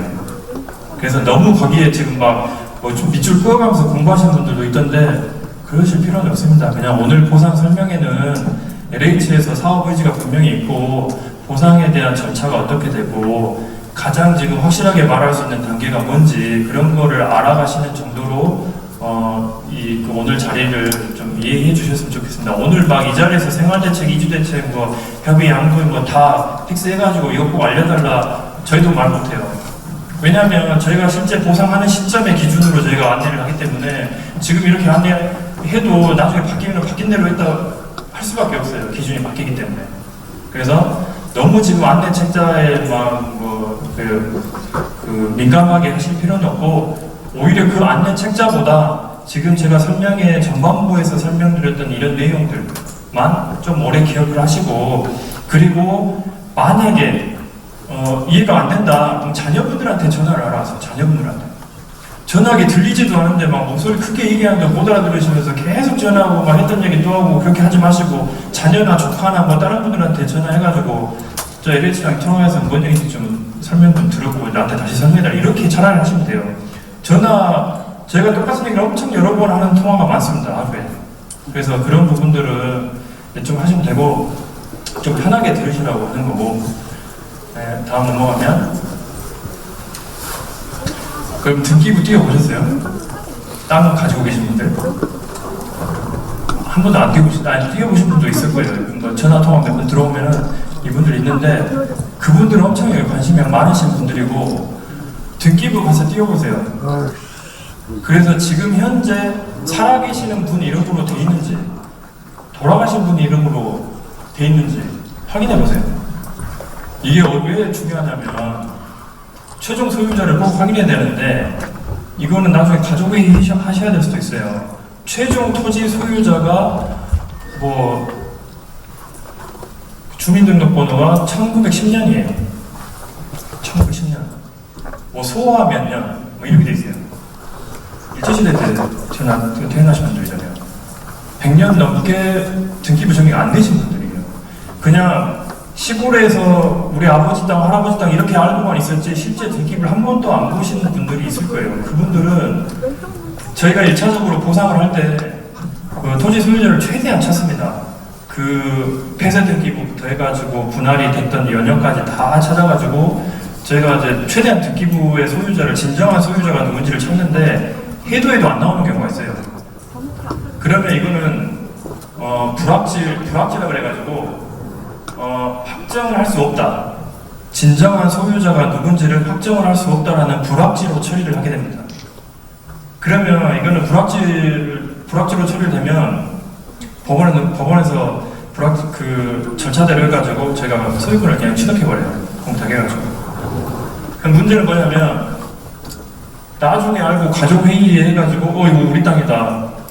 전화로 해가지고 막 찾아오시기도 하고 우리 땅인데 지금 왜 공타겠냐 하시면은 결국 여러분들이 소유자라는 거를 증명해야 돼요. 못하는 경우 많습니다. 왜냐면 최종 소유자가 1910년, 20년생들은 그 자손들이 6, 70명 돼요. 고조할아버지까지 올라가면 이렇게 쭉쭉 내려오면은 사망했으면 또 법정 상속인으로 가고 이렇게 가지 뿌리 내려가듯이 계속 내려갑니다. 그거 다 찾아야 돼요. 그 절차가 엄청 까다롭고 특히 가족끼리 서로 사이 안 좋으신 분들 동의 안 해줘요. 연락도 안 받아버려요. 등기 처리 못해가지고 좀 못 찾아가는 경우도 있습니다. 실제로. 그래서 이런 부분들은 미리 아직 시간 많거든요. 저희가 보상이 직접적으로 들어가기에는 아직 시간이 많기 때문에 좀 한번 해보시고 뭔가 좀 이상하다. 내가 한 번도 들어보지 못한 이름이 있다. 내가 알고 있는 땅에 그러면은 등기소에 물어보시거나 법무사에 한번 물어보세요. 그래가지고 지금 현재 우리가 가지고 있는 토지의 소유자가 내가 알기로는 지금 이 사람이어야 되는데 아주 이때 할아버지구나 아주 이때 할머니네 얘기를 해주시면 아마 거기서 해주실 거예요. 수수료 받고 해주실 거예요. 당연히. 꼭 등기부 한번 띄워보십시오. 등기부. 그리고 가능한 건강하실 때 등기를 최대한 하시는 게 맞아요. 지금 특히 종중토지 같은 경우에는 정말 시끄럽고 꼬여있어요. 종중토지가 정말 많이 꼬여있습니다. 종중끼리 주민들끼리 다 일가 친척들이잖아요. 그런데도 싸우고 막 동의 안 해주고 이거 팔면 어떻게 한다 막 해서 우리 LH 쪽에 전화하고 또 특히 중간에 그 총무를 역할을 하시는 분들은 이쪽에서도 힘들고 저쪽에서도 힘들고 그런 경우 정말 저희한테 상담 전화 많이 들어옵니다. 이거 어떻게 돼요? 근데 저희가 도와드릴 수 없는 부분들이에요. 그래서 시간 나실 때 등기부 한번 정리해 보시라는 거. 다음. 특별관리지역이라는 게 있는데 이게 상기 신도시 특히 광명은 다른 상기 신도시는 다 그린벨트 해제 지역이 있어요. 그래서 그린벨트 해제 지역이기 때문에 기존에 있는 보상법이나 이런 것들을 이제 적용을 많이 받고 하는데 특히 세금 관련해서 근데 여기는 특별관리지역이다 보니까 그런 혜택을 못 받고 그 부분에 대해서 지금 대책위에서 많이 어필을 하고 계시고 저희도 그런 부분은 불합리하니까 이렇게 또 어필을 하고 있습니다.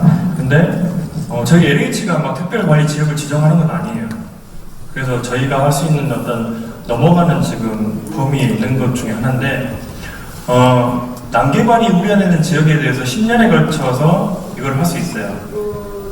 왜 난개발이 우려가 됐냐면 보금자리 지구가 지정됐다 취소돼 버리니까 사람들은 기대시는 이거 언젠가 여기 개발되겠네 라고 들어오신 분들이 막 있고 공장도 짓고 막 하니까 특별관리지역을 하면서 10년을 관리를 했던 건데 특별관리지역 안에 법상 할 수 있는 이 사업이 있습니다.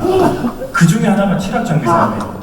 그래서 취락 주민주도로 한지 사업을 많이 하셨고 또 어느 정도 주민들도 기대를 하고 계속 진행을 시켰는데 갑자기 공공주택 사업이 진행이 되면서 이분들이 못하게 되신 거잖아요. 민간공협의실에서 엄청 얘기를 많이 하셨어요. LH에서 공공주택 사업해 그러면 우리 못하니까 하되 우리도 인정해달라. 특별관리지역 안에서 두 개의 사업을 혼용할 수 있는 조항이 없어요. 이해되세요? 요거랑 같이 할 수 있게끔 안 돼 있다 보니까 안 되는 거예요. 그리고 또 하나 취락지구가 27개 있습니다. 마을이 쉽게 얘기하면 마을이 27개 있어요. 상기 신도시 안에. 근데 27개의 마을이 각각 본인 스타일대로 개발을 해버리면 이 광명 쪽의 개발 계획이 체계적으로 안 될 수 있잖아요. 도로나 하천 정비나 공원이나 이런 것들. 그러니까 여러 가지 이유가 있긴 있습니다. 하여튼 근데 원칙적으로 두 가지 사업을 혼용할 수 없다는 거. 그래서 이제 계속 대책위에서 그런 건의를 하셨고 하시는데 같이 할 수 있으면 되게 좋고 주민들이 그동안 하셨던 것도 있기 때문에 하는데 하여튼 이런 좀 문제는 있습니다. 이게 해결이 안 되는 근간에는 관련 법령이 지금 이렇게 돼 있다는 거. 그리고 이제 그거 하나 말씀드릴게요. 이거는 그냥 한강 개발사업을 생각하는데 저희가 384만 평을 지금 개발하잖아요. 그러면 그 주민분들이 항상 착각하는 게 LH가 384만 평을 다 개발해갖고 다 분양하는 줄 알아요. 모든 사업, 전국에서 하는 모든 사업은 절대 그렇지 않습니다. 왜냐하면 LH든 국가든 어디서 개발을 하든 간에 공공시설이 들어가요. 공공시설. 여러분이 쓸 도로나 공원이나 하천이나 이런 공공시설이 들어가는데 그 공공시설의 비율이 한 40% 이상을 차지합니다. 384만 평에서 40% 정도는 분양하는 이런 필지들이 아니에요. 다 여러분이 쓰는 공원이나 이런 도로 면적이에요. 그러면 나머지 60%가 가처분 면적이라고 그래가지고 실제 개발하고 분양하는 그런 면적이에요. 그 개발하고 분양하는 면적에서 공공주택 비율이 50% 이상이 들어가야 됩니다. 공공주택 사업이기 때문에. 이해되세요? 전체 중에 40%뚝 잘라서 60% 남았는데 그 60%에서 공급하는 주택 중에 50%는 공공주택이어야 돼요. 이 법이. 그 이해를 하셔야 됩니다. 그래서 대책에서 요구하는 거는 공공주택 비율 낮춰주라. 공공주택 비율. 민간이 들어오고 더 브랜드 좋은 업체 들어와서 광명, 여기 시흥도 계시지만 광명 시흥 전체 사업지구와 더 좀 브랜드 좋은 업체에서 개발할 수 있게끔 해달라. 그렇게 계속 요구를 하셨어요. 그러니까 대책위에서 되게 고생을 많이 하셨습니다. 왜냐하면 그분들은 쉽게 얘기하면 주민들하고 LH 국토부 사이에 딱 가운데 껴가지고 되게 난감한 경우도 있고 또 주민들의 입장을 다 잘 대변해 주는 것도 있고 그런 역할을 지금 하시는 거예요. 근데 하나 확실하게 말씀드려야 되는 거는 대책위에 가입이 되어 있든 안 되어 있든 상관은 없습니다. 여러분이 보상을 받는 거는 똑같습니다. 그걸 분명히 알고 계세요. 내가 어느 조합에 가입했다, 대책위에 가입했다, 아무 상관없어요. 보상하고는. 그냥 여러분이 정보를 좀 더 빨리 접하고 좀 더 LH에서 연락을 못 받아도 대책위에서 활동하는 내용들이 나한테 좀 쉽게 전달되는 딱 그 정도까지인 거지 뭔가 거기 가입했다 가지고 뭐 혜택이 있다? 그런 거 전혀 없습니다. 그건 분명히 알고 계세요. 그래서 대책에 조합에 가입이 안 되었다고 해서 불안해하실 것도 없고 오히려 LH에 직접 전화하거나 오셔가지고 진행상 어떻게 되냐 나 이런데 뭐 좀 상담 좀 해달라 이렇게 하시면 돼요. 희생하는 자리예요. 대책위는 조합이나 대책위는 주민들을 위해서 희생하는 자리지 뭔가 감투 쓰고 막 뭘 하는 자리는 아닙니다. 그분들이 지금 저희한테 국토부한테 제시하는 안건들이 다 주민들 위한 안건들이 한 건 맞아요. 분명히 여러분들이 좀 더 보상금 많이 받게끔 저희한테 계속 얘기하고 아까 시장님도 얘기하셨지만 명품 자축도시로 광명이 개발되기를 원해서 이렇게 제안하시는 거 지금 그런 거지 거기에 가입했다 해가지고 뭔가 했다 해가지고 뭐 보상금이 더 나오거나 뭐 주택 하나 더 줘야 아무것도 없습니다. 그런 건 그냥 희생하시는 분들이에요. 그렇게 이해하시면 되고 가입이 안 됐다 해가지고 불안해하실 거 전혀 없고 LH 전화해서 물어보시거나 광명시흥본부 와서 전화 저 밑에 같이 직원분들하고 통화 얘기하시면 돼요. 그러니까 그런 거는 너무 걱정하지 말고 다음 넘어가면 기준일이 있어요. 공남공고일이 있고 지구지정일이 있는데 공남공고는 아까 얘기했죠. 이 구역을 사업하겠다. 여기서부터 여기까지 사업하겠다. 그 공남공고고 지구지정일은 여기가 광명시흥 공공주택지구라는 거를 딱 지정해 버리는 거예요. 무슨 의미가 있냐. 공남공고는 저희가 어떤 이주대책이나 생활대책이나 이런 대책 기준을 세울 때 기준이 되고 사업인정부, 지구지정일이 사업인정부시랑 같은 겁니다. 지구지정일은 LH가 토지 수용권을 갖는 기준 날짜예요. 공공기관을 여러분이 엄청 싫어하잖아요. 내가 협의 안 했는데 딱 뺏어 가버리잖아요. 여러분들 뺏어간다고 막 항의하시고 하잖아요. 공탁거리고 토지 수용제를 넘어가가지고 그 토지 수용권을 법적으로 부여받는 날짜가 지구지정일이에요. 그리고 이 지구지정일을 기준으로 일반 보상이 들어가고 저희가 대책을 수립할 때는 이 행위제한에 대한 기준일을 공고일로 잡고 저기서 일정이 안 된다 하시면 제외되고 조건이 맞으시면 대상자가 된다고 제가 통보해드리고 하는 거예요.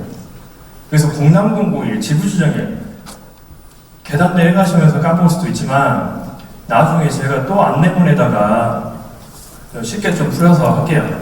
표준보상, 지금 여러분이 받으신 거는 저희 LH 본사에서 만든 표준보상 안내문입니다. 전국 공통으로 똑같이 나가는 안내문이기 때문에 그거를 그대로 보시기에는 좀 어려워요. 어려워요. 솔직히 말해서 어려워요. 뭔 얘기지? 뭐 공고일이 언제라고 3개월 전, 뭐 1년 전 대책마다 다 틀리기 때문에 힘들어요. 이해하기가. 그래서 이거는 제가 좀 본사에 제안해가지고 표준보상 안내문이 좀 더 주민들한테 쉽게 이해가 가도록 되게끔 하여튼 제안을 계속 해보겠습니다. 그래서 어떻게 될지 모르겠는데 좀 주민들의 눈높이에 맞춰서 안내문이 나왔으면 좋겠어요. 하여튼 이렇게 지금 두 개가 틀리다는 거, 그리고 기준일은 공고일로 대체적으로 다 짜준다는 거, 2주 대책이나 여러분이 항상 궁금해하시는 2주 대책이나 공장이전 대책이나 뭐 이런 것들. 여기 안 나왔는데 공장이전 대책 기준일도 공고일입니다. 그냥 참고로 알고 계시고, 다음 넘어가면 기본조사가 모든 사업의 첫 단추예요. 여기서 조사가 잘못돼 버리면 나중에 계속 지연됩니다. 왜? 제가 보상계 공고한다 그랬잖아요. 이 기본조사가 끝나면 보상계 공고를 해요. 우리가 LHK에서 조사 리스트가 이겁니다라고 쭉 하는데 내 거 빠졌어요. 나 못 빠졌네. 지정물도 못 빠졌고 토지도 빠졌고. 그러면 이의 신청 받아가지고 또 이렇게 넣어줍니다. 근데 한 번에 그렇게 정리가 돼야 되는데 막 수시로 들어왔다가 나가고 막 하면은 뭐가 문제냐? 2주 대책이나 생활 대책 할 때 피해 보실 수 있어요. 여러분들이 피해 보실 수 있습니다. 왜냐? 조사한 거를 기준으로 저희가 이거를 수립하기 때문에. 그래서 기본 조사를 하실 때 여기 뭐 기본조사 절대 동의하지 말으라고 이렇게 지금 얘기하실 수도 있고 하지만 그거는 이제 주민들의 자유예요. 그러니까 주민들이 조사 거부를 하셔도 되고 뭐 조사를 응하셔도 되는데, 만약에 응하시려면 저희가 이제 말씀드리고 싶은 거는 최대한 자료를 좀 많이 모아놓으세요. 자료를. 내가 만약 영업을 하고 있다? 그럼 내가 영업 실적이 이 정도 있다라고, 나 이거 한 달에 얼마 벌어 말로 아무리 얘기해봤자 안 통해요. 말로 얘기하는 거는 아무 의미 없습니다. 다 서류로 좀 이렇게 준비를 하셔야 돼요. 서류로 준비를 하셔가지고 영업 있으면은 내가 평균 영업이 어느 정도 수준이고 만약 납품을 하신다. 그러면 월별 납품 증명서, 증빙 자료 같은 거를 조금씩 모아놓으세요. 아직 시간 많으니까. 그리고 뭐 내가 예를 들어서 뭐를 구매를 했다. 그럼 구매 영수증 같은 거 이런 거를 다 좀 보관을 해놓으시고, 없으면은 좀 이거 내가 옛날에 샀는데 혹시 가격표 좀 다시 받을 수 있는 영수증 받을 수 있는지 물어보세요. 왜냐하면 기본조사 목록을 가지고 저희가 보상계 공고를 한다고 그랬잖아요. 그리고 소유자 추천을 받는다고 그랬잖아요. 기본조사 끝나고 소유자 추천을 받아서 감정평가사들이 선정이 되면 그분들이 이 조사 목록을 가지고 평가를 이제 다시 합니다. 그러니까 여러분들은 LH 직원을 한번 만나서 기본조사가 되고, 그 다음에 평가사를 나중에 또 같이 만날 거예요. 그래서 우리가 조사할 때 이거 있었습니다 라는 거를 평가사랑 같이 확인하는데, 그때 여러분들이 이거 예를 농기구 같은 거 예전에 뭐 이거를 얼마 주고 샀다 영수증 말로 이거 500만 원 주고 샀다 누가 믿어요? 여러분 같으면 믿겠어요? 그 중고물 당근마켓 가가지고 이거 1000만 원짜리인데 내가 이거 10만 원에 준다고 믿겠어요? 안 믿잖아요. 증빙 영수증이 있어야 믿을 거 아니에요. 그런 것들, 그런 기본 자료를 최대한 좀 모아놓으시고, 그 다음에 특히 소득이 있으신 분들은 그런 부분 좀 준비하시고, 그 다음에 토지 같은 거 있으면은 등기 정리해 놓으시고, 지작물 같은 거 있으면은 여러분이 스스로 목록을 작성해 보세요. 아니면 사진이라도 찍어 놓으시든지. 그런 거를 좀 해 놓으시면 훨씬 더 어차피 크로스 체크 할 거거든요. 서로 체크를 할 거예요. 하시면서 여러분 재산에 대해서 평가를 받을 때 누락돼가지고 피해보는 게 없게끔 그렇게 할 수 있습니다. 그래서 뭐 저희가 기본조사하면 별도 안내가 쭉쭉 나갈 거예요. 저희가 막 동시에 383만 평이 들어가는 게 아니고 번역을 나눠가지고 저희가 이렇게 조사가 팀이 나갈 텐데, 조사 자체는 LH에서 고용한 용역사에서 나갈 겁니다. 2명밖에 없다고 했잖아요, 담당자. 2명이 지금 바로 현장에 나갈 수가 없어요. 그래서 저희가 용역을 발주해가지고 이 용역사에서 기본조사를 들어갈 텐데 그때 최대한 자료를 많이 주세요. 그러면 그게 오히려 도움이 많이 됩니다. 오히려 아무 얘기 안 하고 가만히 계셔버리면 더 억울해요. 그런 분들 너무 많아요. 거동이 불편하시거나 아니면 이렇게 설명을 아무리 해드려도 좀 이해를 잘못하시거나 아니면은 차라리 자녀분들이나 조카한테 도저히 이해 못하겠다. 2시간 동안 떠드는데 뭔 소리인지 모르겠으니까 네가 한번 전화해봐 해서 좀 이해 빠르신 분들한테 좀 넘기세요. 그래서 뭐 준비하면 되는지 물어봐라. 이렇게 하셔가지고 기본조사에 응해주셔도 되고 뭐 당장 거부하실 거면 거부하시더라도 나중에 써먹을 수 있게끔 준비해놓으세요. 그건 여러분들이 그냥 자유롭게 하시면 되니까. 그래서 좀 미리 준비를 하시라는 거 그런 거 좀 말씀드리고 싶고 이 기본조사가 생각보다 엄청 중요하다는 거. 여기서 만약에 세입자나 영업이나 이전 날짜나 거주 사실이나 이런 것들이 누락돼 버리면 이주대책이나 생활대책에서 제외되어 버릴 수가 있습니다. 그래서 최대한 좀 미리 준비하시거나 이런 것들 좀 필요할 것 같아요. 그리고 다음 넘어가면 이제 지금 이제 나눠드린 표준보상 안테문이 이제 들어가요. 지금 이제까지 이제 다른 거 지금 앞에서 제가 발표했던 거는 제가 많이 보상 업무를 해보면서 진짜 주민들한테 좀 먼저 말씀드리고 싶었던 것들이고 여기에 나온 것들은 이제 표준 보상 안내문에 있는 거를 요약한 거예요. 요약한 거라서 그냥 덮어놓으시고 편하게 들으시고 기억 안 날 것 같으면 저 찍지 말고 여기만 영상만 찍으시고 가서 한번 다시 보세요. 보시고 어차피 기본조사 끝나고 다시 정확한 안내문이 그때는 표준보상 안내문이 아니에요. 정확한 안내문이 그때 다시 나갈 겁니다. 그래서 한참 뒤에 다시 나갈 거기 때문에 오늘 그냥 편하게 하시면 됩니다. 넘어가면 일단은 개요 이게 얘기 안 해도 되겠죠. 광명이 한 63.8%고 시흥이 한 36%. 광명이 훨씬 면적은 넓습니다. 면적은 넓은데 지작물은 시흥이 훨씬 많아요. 약간 좀 그런 게 있습니다. 6번째로 푸고 신도시 중에 지작물 제일 많고 그린벨트가 해제돼서 보금자리가 지금 지정됐다가 해제되고 스토리가 되게 많은 지역. 그 사이에 이 보상법이 강화되면서 주민들이 많이 지금 피해를 보신 상황. 약간 이런 지구 지금 특성이 있습니다.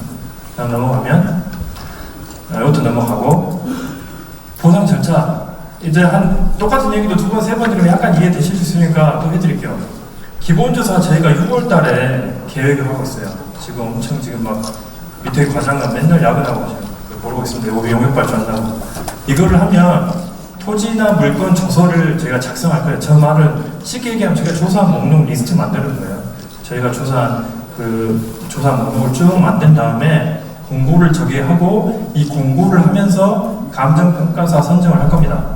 그러면 그때 선정된 평가사분들이 평가를 해요. 그 평가 기간이 얼마나 갈지도 몰라요. 왜냐하면 원체 넓어가지고 너무 넓어서 본사도 저희 실무자도 가늠이 안 되는 상황이에요. 지금 저희는 물량 파악을 어떻게 하고 있냐면 지금 공량공고 지구 지정 시점에 항공사진을 전체 찍어놨습니다. 그 항공사진을 보고 GIS 프로그램을 돌려가지고 물량 파악을 지금 하고 있어요.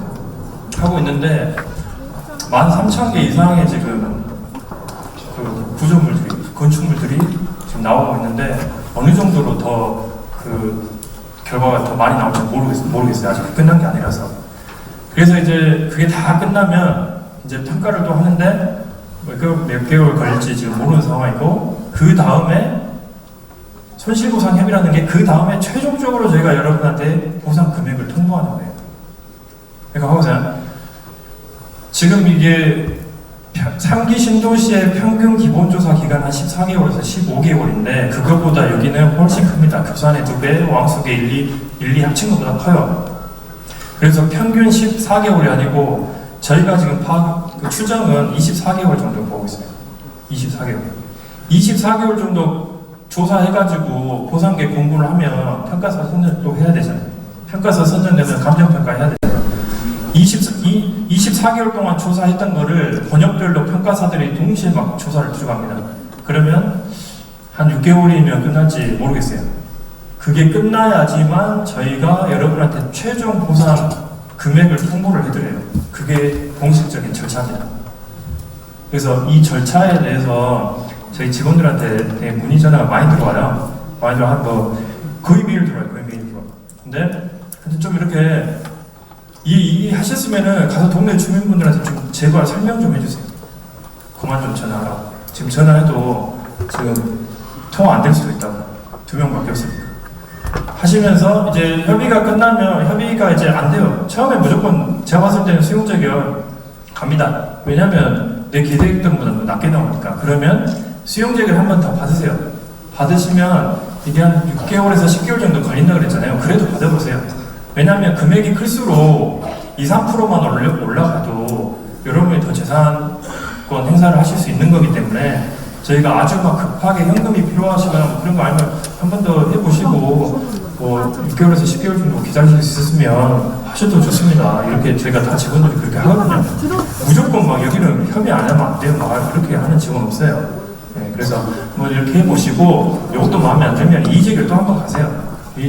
나는 이렇게 협의 때도 이걸 주장하고 수용 때도 이렇게 주장했는데 이의제결 때 한 번 더 봐달라 이 부분에 대해서 그러면 평가사 다른 평가사 선정해가지고 또 평가합니다. 여러분의 재산에 대해서는 최대한 정부 차원에서 보장을 하고 있어요. 원리금 보장을 그러니까 하시고 이것도 안 되면 이제 소송 가시면 돼요.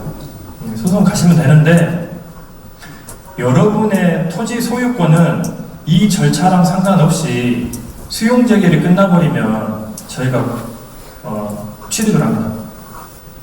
그러니까 저게 수용권이에요. 저게 수용권. 내가 동의를 안 하더라도 저희가 수용권을 가지고 올 수 있기 때문에 일단 소유권을 가지고 오되 여러분이 넘기신 그 재산에 대해서 재산 가치에 대해서 계속 재평가를 하는 거예요. 소유권을 취득을 안 하고 계속 평가가 들어가는 게 아니고 소유권을 취득을 하되 재산 가치에 대해서 계속 한 번, 두 번 이렇게 평가를 더 해드리는 겁니다. 그래서 토지 수용권이 이 시점에 발생을 한다는 거. 그걸 이제 아시면 되고 다음 넘어가면 이주대책. 집 있으면 이주대책 대상자예요. 근데 집을 언제 갖고 있어야 되냐? 공납보고 1년 전에 가지고 있어야 돼요. 그러면 이 이주대책을 하면은 가옥 소유자에 대한 이주대책. 가옥 소유자. 말 그대로 가옥을 가지고 있었으니까 그러면 집을 지을 수 있는 뭔가를 해드리는 거예요. 그게 이주대책이에요. 그래서 집을 지을 수 있는 땅을 주거나 집을 주거나 이도저도 아니면 이주 정착금 받아가시는 거예요. 이게 이주대책입니다. 이렇게 그냥 간단하게만 생각하시면 돼요. 여기서 더 들어가면 나가시면 까먹으니까 뒤에 엄청 많으니까 하시면 되고 더 넘어가면 그래서 가옥 소유자는 이제 땅을 받을 수도 있고 주택을 받을 수 있는데 그 땅으로 받으시면 점포 경험을 그러니까 상가를 같이 할 수 있는 땅을 받을 수 있고 주거를 전용으로 할 수 있는 땅도 받을 수 있는데 주거 전용은 블록형으로 조합을 구성해서 받을 수도 있어요. 여러분 맘 맞는 사람들끼리 야 우리는 그냥 타운처럼 하나 우리 블록으로 받아가지고 같이 살아볼까 하면은 이렇게 블록으로 받으세요. 조합 만드셔가지고 그래 가능합니다. 그리고 아까 얘기한 것처럼 아파트 땅 받아가지고 우리 한번 해보자 하면은 주택가세 사업 여러분들이 하실 수 있어요. 그렇게 생각하시면 되고 이주자 주택은 그 이제 택지를 하기는 좀 뭐하고 나는 그냥 집만 있으면 된다 하면은 뭐 여력이 안 되시는 분들도 있잖아요. 그러면 이제 주택 받으시면 되고 택지는 조성업가고 여기는 분양가입니다. 이런 부분들은 지금 안에 좀 있어요. 그래서 이거 보시면 되고 다음 넘어가면은 그럼 세입자는 안 해주냐? 원래는 세입자는 없어요. 왜냐면은 간단하게 말하면 세입자는 집주인하고 계약관계 끝나면 나가야 돼요. 공익사업하고 상관없이 나가야 되는 상황이었어요. 근데도 불구하고 공익사업으로 인해서 나가야 되면 공양권고 3개월 전부터 계속 거주한 세입자는 집을 들이는 게 아니고 가옥을 소유하고 계셨던 게 아니기 때문에 그 통계청에 나온 가계지출비 4개월분이 나갑니다. 작년 11월 기준으로 이런 금액이 있어요. 여러분이 실제로 보상이 진행돼서 이 안내문을 받으실 때는 금액이 좀 바뀌어 있을 거예요. 아마 더 올라가 있을 거예요. 그 다음에 가옥 소유자는 2개월이 또 다르다. 이사비는 무조건 나오고, 이사비는 말 그대로 그냥 이사비예요. 이삿짐 쏟다 불러가지고 나가는 이사비. 이사비가 별도가 아니고. 그래서 이렇게 보시면 되고, 넘어가면 주택특별공급 있는데 지금 이주대책 이거는 소유자, 세입자 중에 택지도 주택도 받기 어려우신 분들이 있습니다. 주택은 주택인데 주택 가치가 10억짜리도 있고 2억짜리도 있고 막 그러잖아요. 그래서 개인 여건에 따라서 못 받으시는 분들이 있어요. 그래서 이런 분들을 위한 특별 공급이 이렇게 있습니다. 공급주택이 다 다른데 이 부분은 사실 저희가 보상 파트이기 때문에 나중에 판매 쪽하고 연결이 될 거예요. 여러분들이 기본적으로 보상, 표준보상 안내문에는 다 담아져서 나가는데 이 부분에 대해서는 나중에 뭐 주택 유형이나 이런 부분에 대해서는 나중에 판매 담당자랑 얘기를 한번 하시게 될 겁니다. 그래서 이런 대책이 있다는 거. 그러니까 본인이 기준일 이전에 살고 계셨다면 여러 가지 대책이 있기 때문에 그런 안내가 별도로 LH에서도 나간다는 거. 그 정도만 알고 계시면 될 것 같아요. 넘어가고 생활대책은 뭐냐면 영업이에요. 영업. 여기서 생활은 영업 이렇게 그냥 이해하시면 됩니다. 그래서 생활대책 대상자가 4명인데 이주자 택지 중에 점포 경영, 그러니까 점포 영업한다는 거잖아요. 상가 점포 경영 그 주택용지를 안 받으신 분. 이 생활이라는 개념을 그냥 그렇게 이해하시는 게 제일 빨라요. 뭔가 영업 활동을 했던 거에 대한 대책이구나. 그래서 뭐 영농을 했던, 뭐 영업을 했던, 축산을 했던, 아니면 이주자 택지에서 점포 경영을 안 받았던 이 사람들한테 생활대책을 내는데 넘기면은 이거를 뭐냐면 생활대책은 근데 아까 영업 활동에 대한 어떤 대책이라고 했는데 거기에 대한 보상이라고 했잖아요. 그래서 여기 뒤에 나오는데 지금 여기서 보면은 이런 대지병이나 이런 부분들은 나중에 제외될 수 있습니다. 영업했다고 해서 다 생활대책을 드리는 게 아니고 이런 부분들은 나중에 사업이 지연될 수 있는 지금 원인 제공을 하고 있기 때문에 이런 부분들이 대상자는 안 되고 그 뒤로 넘어가 보면은 생활대책 대상자분들이 면적 보면 되게 작아요. 27제곱미터, 6평, 8평? 여기까지 뭐하라고? 뭐 6평짜리 땅에다가 뭐하라고? 이게 아니고 생활 대책의 생활을 영업이라고 이해하시는 게 빠르다고 그랬잖아요. 그 영업 활동을 할 수 있는 건물을 지을 수 있는 부지를 드리는 거예요, 부지를. 근데 그 부지가 나 혼자는 살 수 있는 부지는 아니고 조합을 구성해서 살 수 있는 그런 형태예요. 그러니까 생활대책 대상자가 한 30명 모여가지고 어떤 사람은 20제곱미터 대상자, 어떤 사람은 27제곱미터 대상자들끼리 다 모여가지고 만약에 한 700제곱미터가 됐다. 사람들 내가 다 모아가지고 그러면 700제곱미터와 가장 가까운 그 토지를 살 수 있는 겁니다. 우선권을 받는 거예요. 그래서 거기서 건물을 올리는 거예요. 쉽게 얘기하면 상가 같은 큰 건물. 그렇게 이해를 하셔야지 요거 가지고 뭐 한다고 이렇게 하시면 안 되고 분양상가, 임대상가도 받으실 수 있어요. 어떤 사람들? 이 사람들. 요 4사람이 전부 생활대책 대상자인데 여기서 이거를 받으신 분들은 또 이것도 돼요. 이렇게 이해하시면 되고 그 다음에 다음 넘어가면 공장이주 대책은 아직 정해진 게 아무것도 없습니다. 3기 신도시의 가장 지금 여기 광명신도시의 가장 큰 이슈 중에 하나는 공장이 너무 많다는 거. 너무 많은데 이주할 때가 지금 약간 작다는 거. 그래서 이거 관련해가지고 지금 본사랑 국토부랑 계속 회의를 하고 있고 지금 3기 신도시 안에 있는 공장 이주를 어떻게 시킬 건지 그 부분에 대해서 얘기를 하고 그냥 넘어가고 협의 합류의 택지는 말 그대로 그 토지 지목이랑 상관없이 토지 면적이 400 이상이거나 1000 이상 이런 사람들한테 나가는데 협의 합류 택지는 1000제곱미터 이상을 가지고 계시면은 받을 수 있는 토지입니다. 주택을 건설할 수 있고 면적은 이사이고 감정가로 나갈 수 있는 거예요. 근데 만약에 1000이 아니고 700이다 이런 사람이 있으면 다음으로 넘어가면 협의 합류인 주택이 나와요. 그래서 면적으로 하면 1300 가지고 있는 사람은 택지도 되고 주택도 되고 700이면은 기준 면적이 400이기 때문에 700이면 주택은 돼요. 300이면 안 됩니다. 아무것도. 그럼 이런 분들은 계속 수용지별 가고 A지별 가고 막 행정소송 하시는 게 좋겠죠. 왜냐하면 자기 가지고 계신 재산에 대해서 계속 평가를 좀 더 받아가지고 더 많이 받아가시는 게 좋으니까. 그러니까 그렇게 생각하시면 되고 뭐 이게 지금 하신다고 해가지고 다 드리는 건 아니에요. 뭐 이택이 이주택지나 주택 특별공급이나 이런 부분에서 중복되면 하나만 하실 수 있게 되어 있습니다. 이런 부분들은 나중에 기본조사 끝나야지만 여러분들한테 진짜 깊은 좀 상담을 하실 수 있는 부분이라 오늘 보상 설명회 때는 이런 기본 개념 정도만 알고 있습니다. 다음. 대토 보상은 내가 돈으로 안 받고 그냥 땅으로 받는 거예요. 근데 이거는 잘 생각해보세요. 여유가 있으신 분들이 하시면 좋아요. 여유가 없으신 분들은 무조건 옆에서 대토 보상 한다니까 그거는 아닐 수도 있어요. 왜냐면 전매 제한이 있고 현금으로 안 받기 때문에 내가 현금이 없는 거예요. 여러 필지가 있으면 내가 막 수십억 받는다 하면 그거 해볼만 합니다. 그래서 대토 보상은 내가 현금으로 보상을 받는 게 아니고 나중에 땅 공급 시기에 땅으로 받는 거기 때문에 나한테 지금 당장 현금이 들어오지 않는다는 거. 그래서 잘 판단해 보시고 만약에 부동산 경기나 이런 걸 봐가지고 계속 좀 땅을 받는 게 쉽고 내가 좀 더 여유가 있다 하면은 고민해 보셔도 돼요. 그렇게 간단하게 일단은 생각하시면 됩니다. 다음. 대토 보상을 하면은 지금 양도세 감면 40% 감면이 돼요. 그 대토 보상으로 하면. 지금은 여기가 특별관리 지역이기 때문에 협의로 하면 10%밖에 양도세 감면이 안 돼요. 그래서 대책위분들이 주구장창 계속 양도세 개편해달라고 얘기를 하시는 거고 충분히 이해를 합니다. 저희 안에 직원들끼리도 이건 너무한 거 아니냐 이렇게 얘기를 하고 있어요. 근데 아직 법 개정이 안 됐기 때문에 그리고 될지 안 될지 저희도 확신이 안 들기 때문에 이런 제도가 있다는 거를 좀 기억하시고 나중에 실제 보상이 들어가는 시점에 한번 고민을 해보시면 될 것 같아요. 다음. 영업보상은 말 그대로 이거 그냥 영업이에요, 영업.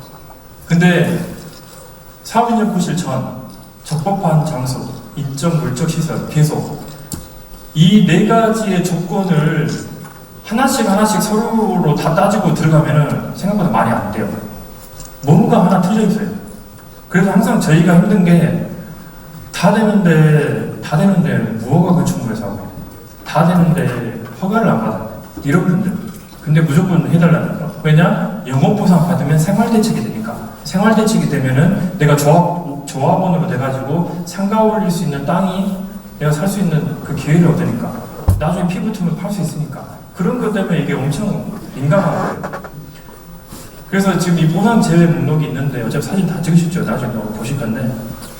하여튼 저희가 개별적인 하는 게 상당히 전화산으로 하기가 힘든 게 하나씩 서류를 다 따지고 들어가면 안 되는 경우가 좀 많아요. 그래서 이 부분은 실제로 기본조사 끝나는지 제가 구체적으로 좀 얘기를 해드릴 수 있습니다. 그래서 다음 넘어가면 잠깐만 이거 폐업보상. 폐업은 내가 보상받았다 해서 장사 이제 안 할란다 하는 게 폐업이 아니에요. 기본적으로 영업보상의 거의 99%, 95%는 다 효업보상이에요. 폐업보상은 내가 지금 이 공익사업으로 인해서 영업장을 폐쇄하고 딴 데로 이사를 가야 되는데 그 지역에서조차 이게 혐오시설이거나 주민들한테 어떤 피해를 주기 때문에 허가가 안 나는 업종이라는 것을 공식적으로 증빙해야지만 폐업이 되는 거지. 나도 장사 안 됐는데 잘 됐네 하면서 폐업해버리면은 폐업 아니에요. 2년치 영업이익을 받을 수 있기 때문에 무조건 폐업해달라 하는데 안 됩니다.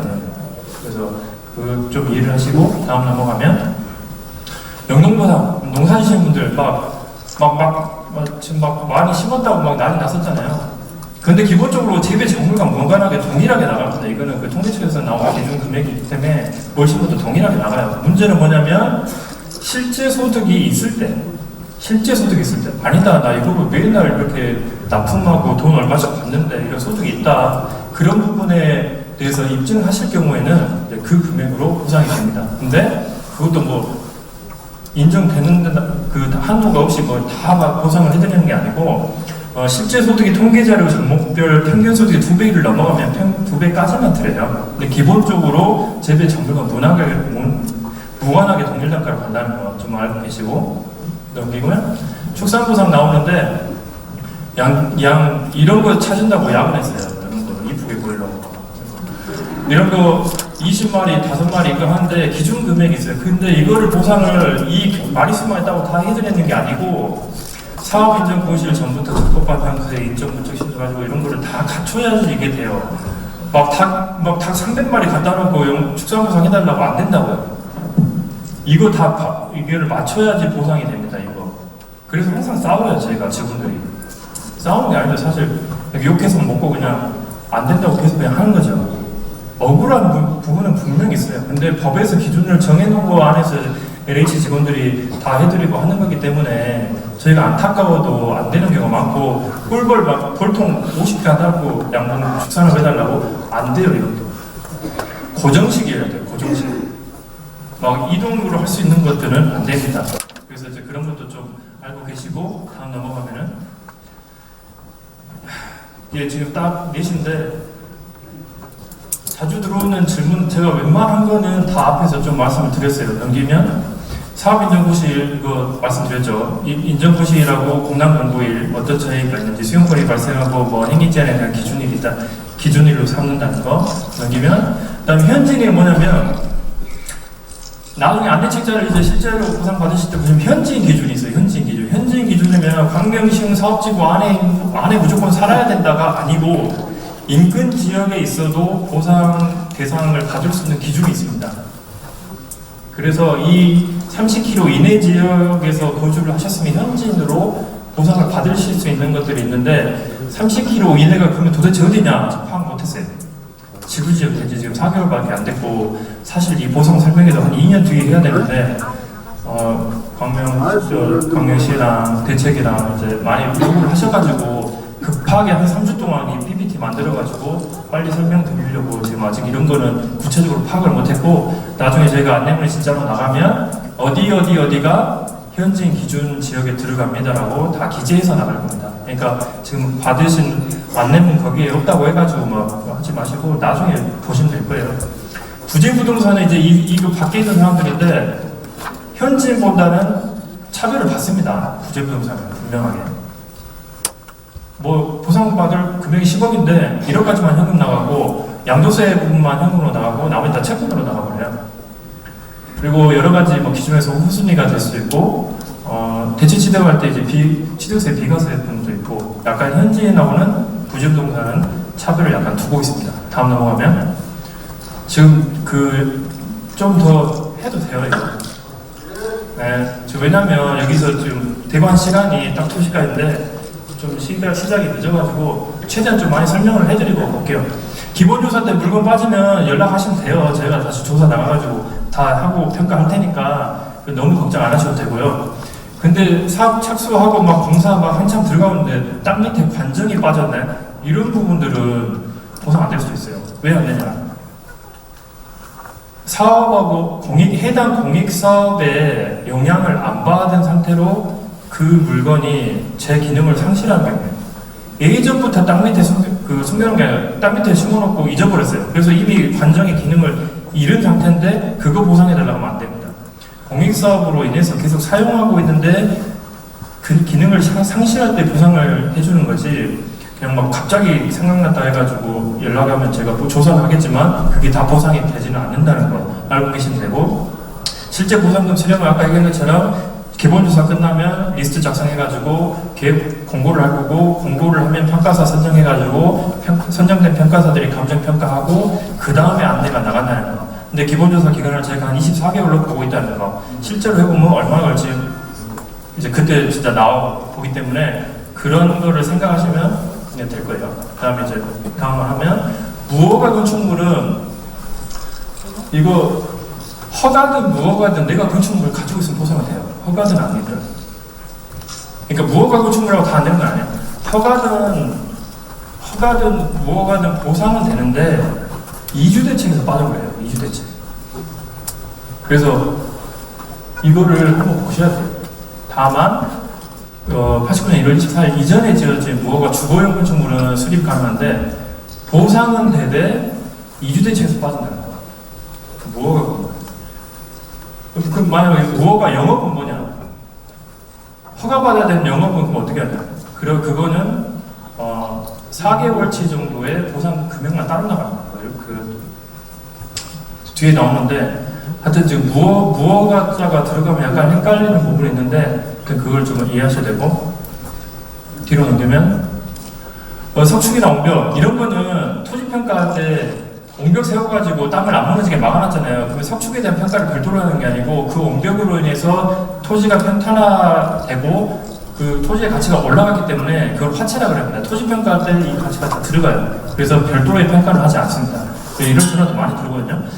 관정이면 안 됩니다. 이거 아까 말씀드렸는데 공사 시행과 관계없이 폐지되거나 기능 상실돼서 돼 있는 경우는 보상이 안 되고 다음 넘어가면 국유지에서 국유지 적법하게 입찰했으면 돼요. 근데 항상 불법으로 하셔놓고 저희한테 보상해달라니까요. 항상 시끄러운 거지. 그래서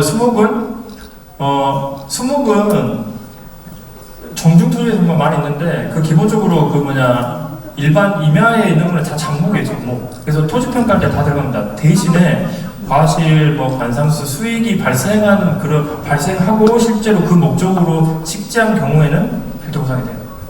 막 나 한번 심어놓는다 해가지고 다 되는 게 아니에요. 그래서 이걸 그렇게 이해하시면 되고 다음 넘어가면 가묘. 우리 할머니, 우리 부모님 돌아가실 때 쓰려고 했던 가묘 안 돼요. 이거 그냥 흙만 쌓은 거잖아요. 그냥 다시 그거는 보상이 안 됩니다. 그리고 토지가 일부만 편입되고 남으신 분들 분명히 사업 경계 쪽에 있을 텐데 사업 준공 때까지 잔여지 신청하실 수 있어요. 근데 잔여지 신청했다고 해가지고 저희가 다 사드리는 건 아니고 잔여지 매수 기준이라는 게 있습니다. 그 기준에 맞으면은 저희가 사드리는데 농기구가 회전을 못 한다거나 본래 기능을 상실했다거나 여러 가지 기준이 있습니다. 그래서 그 기준에 맞으면 저희가 사드리는 거고 안 되면 안 되는데 계속 사달라고 이러는 계속 또 그죠. 다음 넘어가면 교회나 절들 중개업법인이나 비영리법인도 영업부터 해주는 말이 좀 안 맞죠? 비영리 영리를 추구하지 않은데 영업을 해달라는 거잖아요. 여기 해당 안 됩니다. 그리고 인테리어 같은 거 일정한 영업장이 없어도 안 돼요. 예를 들어서 포크레인 막 대여해주는 분들 있잖아요. 공사에다 다 포크레인 세워놓고 재개차 같은 거 안 됩니다.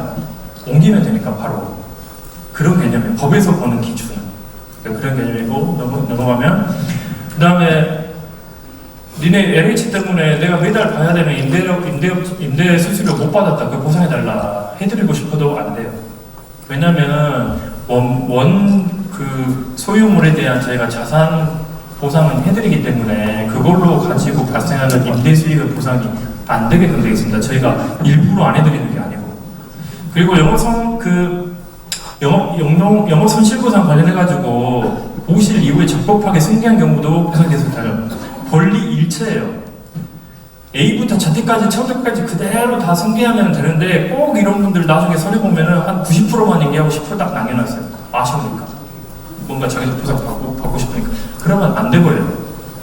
그러니까 이 승계 부분의 권리 일체를 적법하게 승계한다는 부분은 이런 부분으로 변호사랑 한번 상의해보셔야 돼요. 어디까지 도대체 내가 승계해야지 보상받을 수 있는지.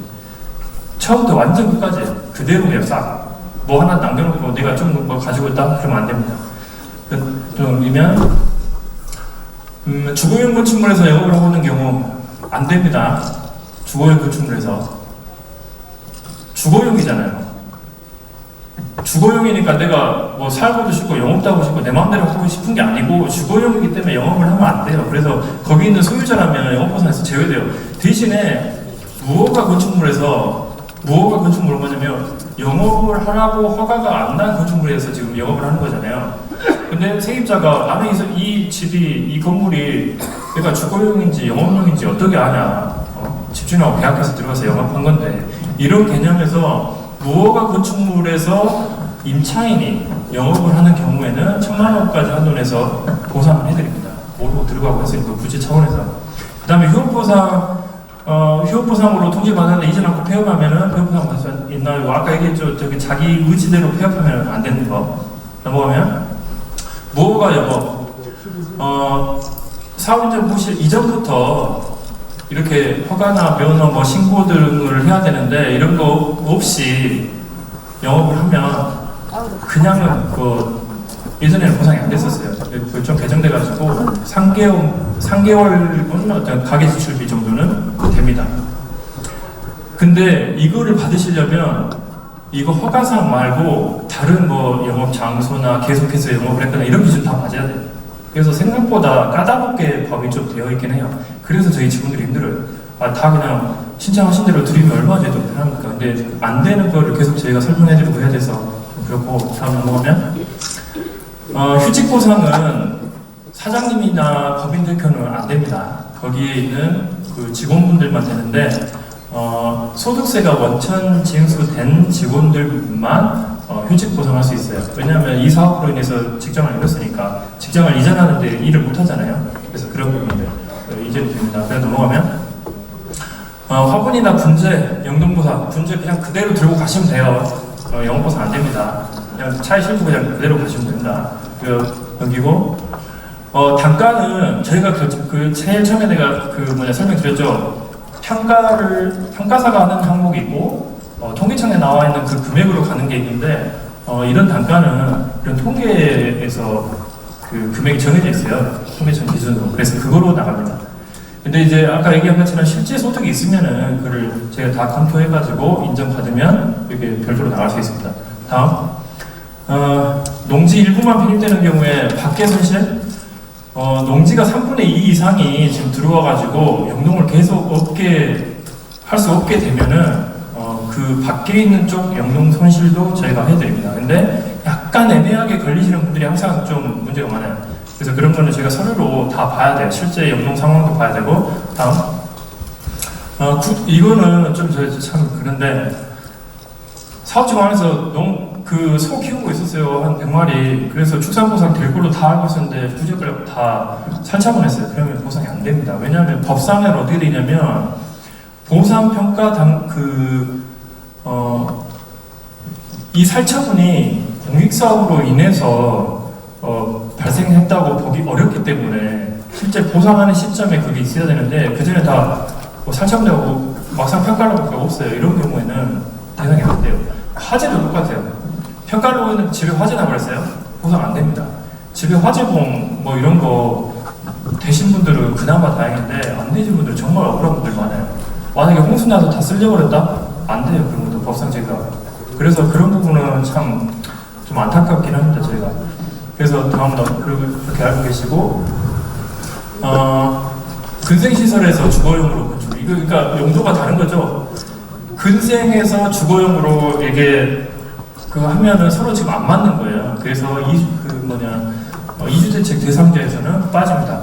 근데 이제 89년 1월 24일 이전에 무허가 건축물 그 기준에 맞으면은 이주대책 대상자가 돼요. 그래서 딱 A다라고 되는 게 아니고 개별 상해마다 되고 안 되고가 다 있기 때문에 저희가 지금 시점에 그 상담을 해드리기가 되게 힘든 부분이 있어요. 그래서 넘어가고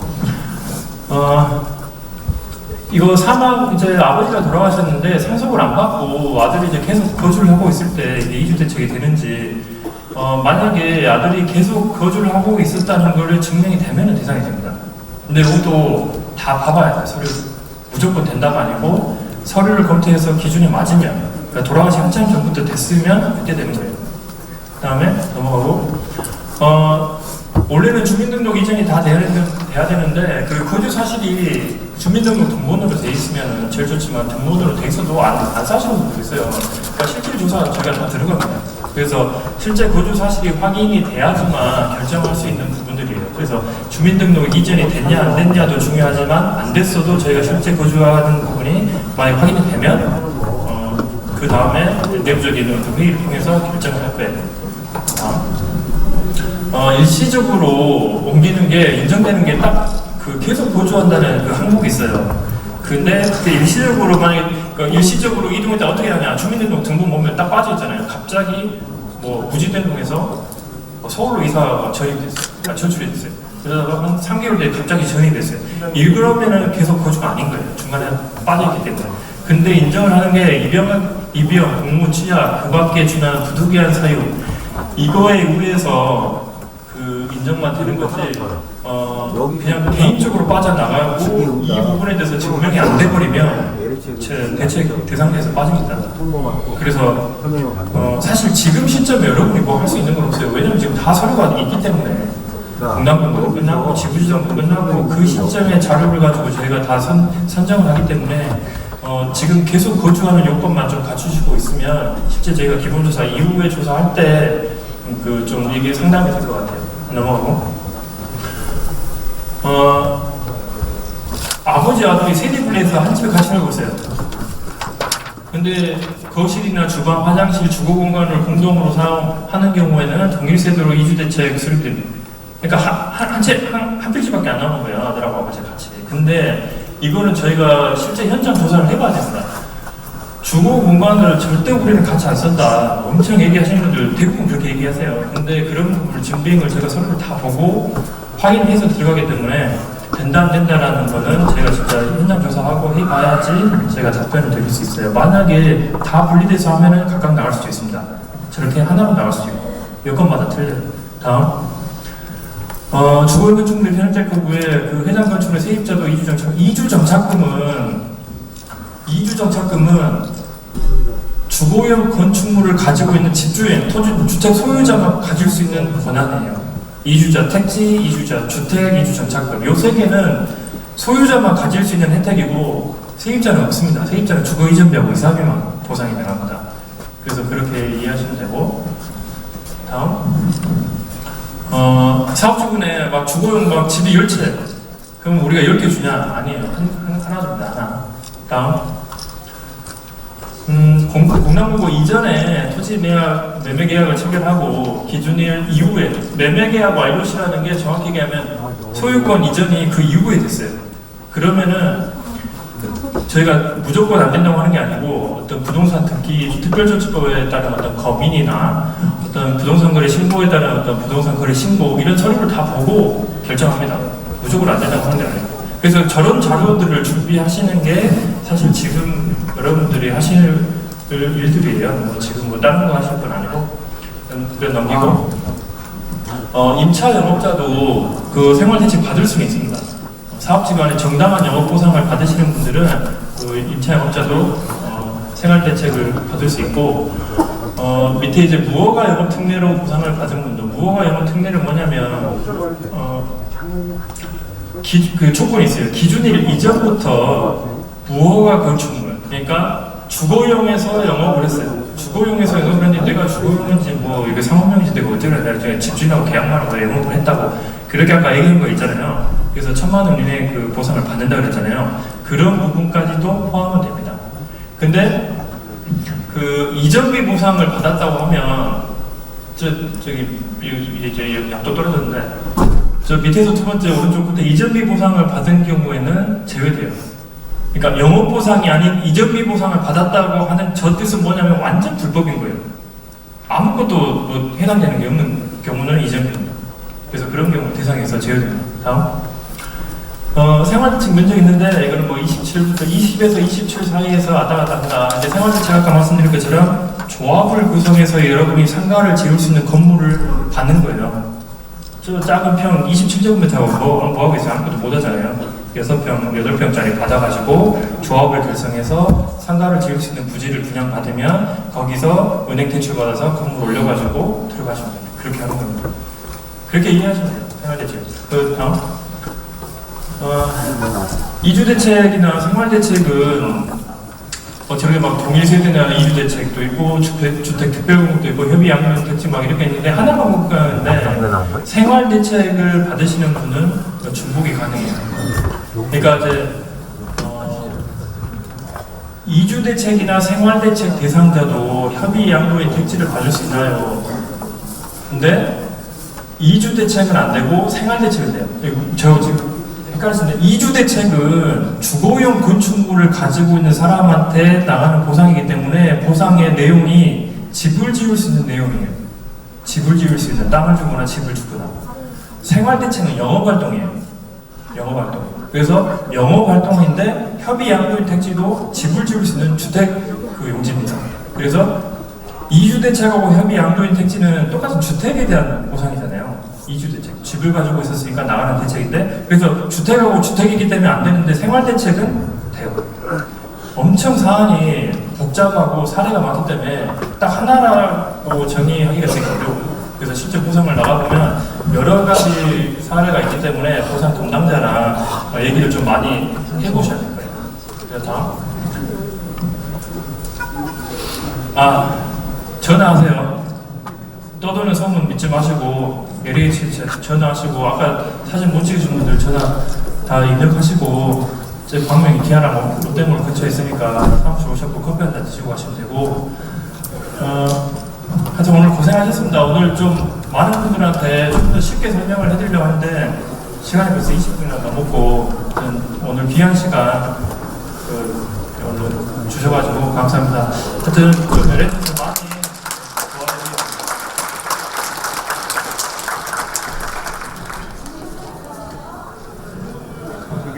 네, 개인적인 질문은 아까 전화번호로 전화하셔서 한번 여쭤보시는 게 좋을 것 같습니다. 하여튼 장시간 경청해 주셔서 감사드립니다. 이상으로 광명 시흥지구 부상 설명회를 모두 마치겠습니다. 감사합니다.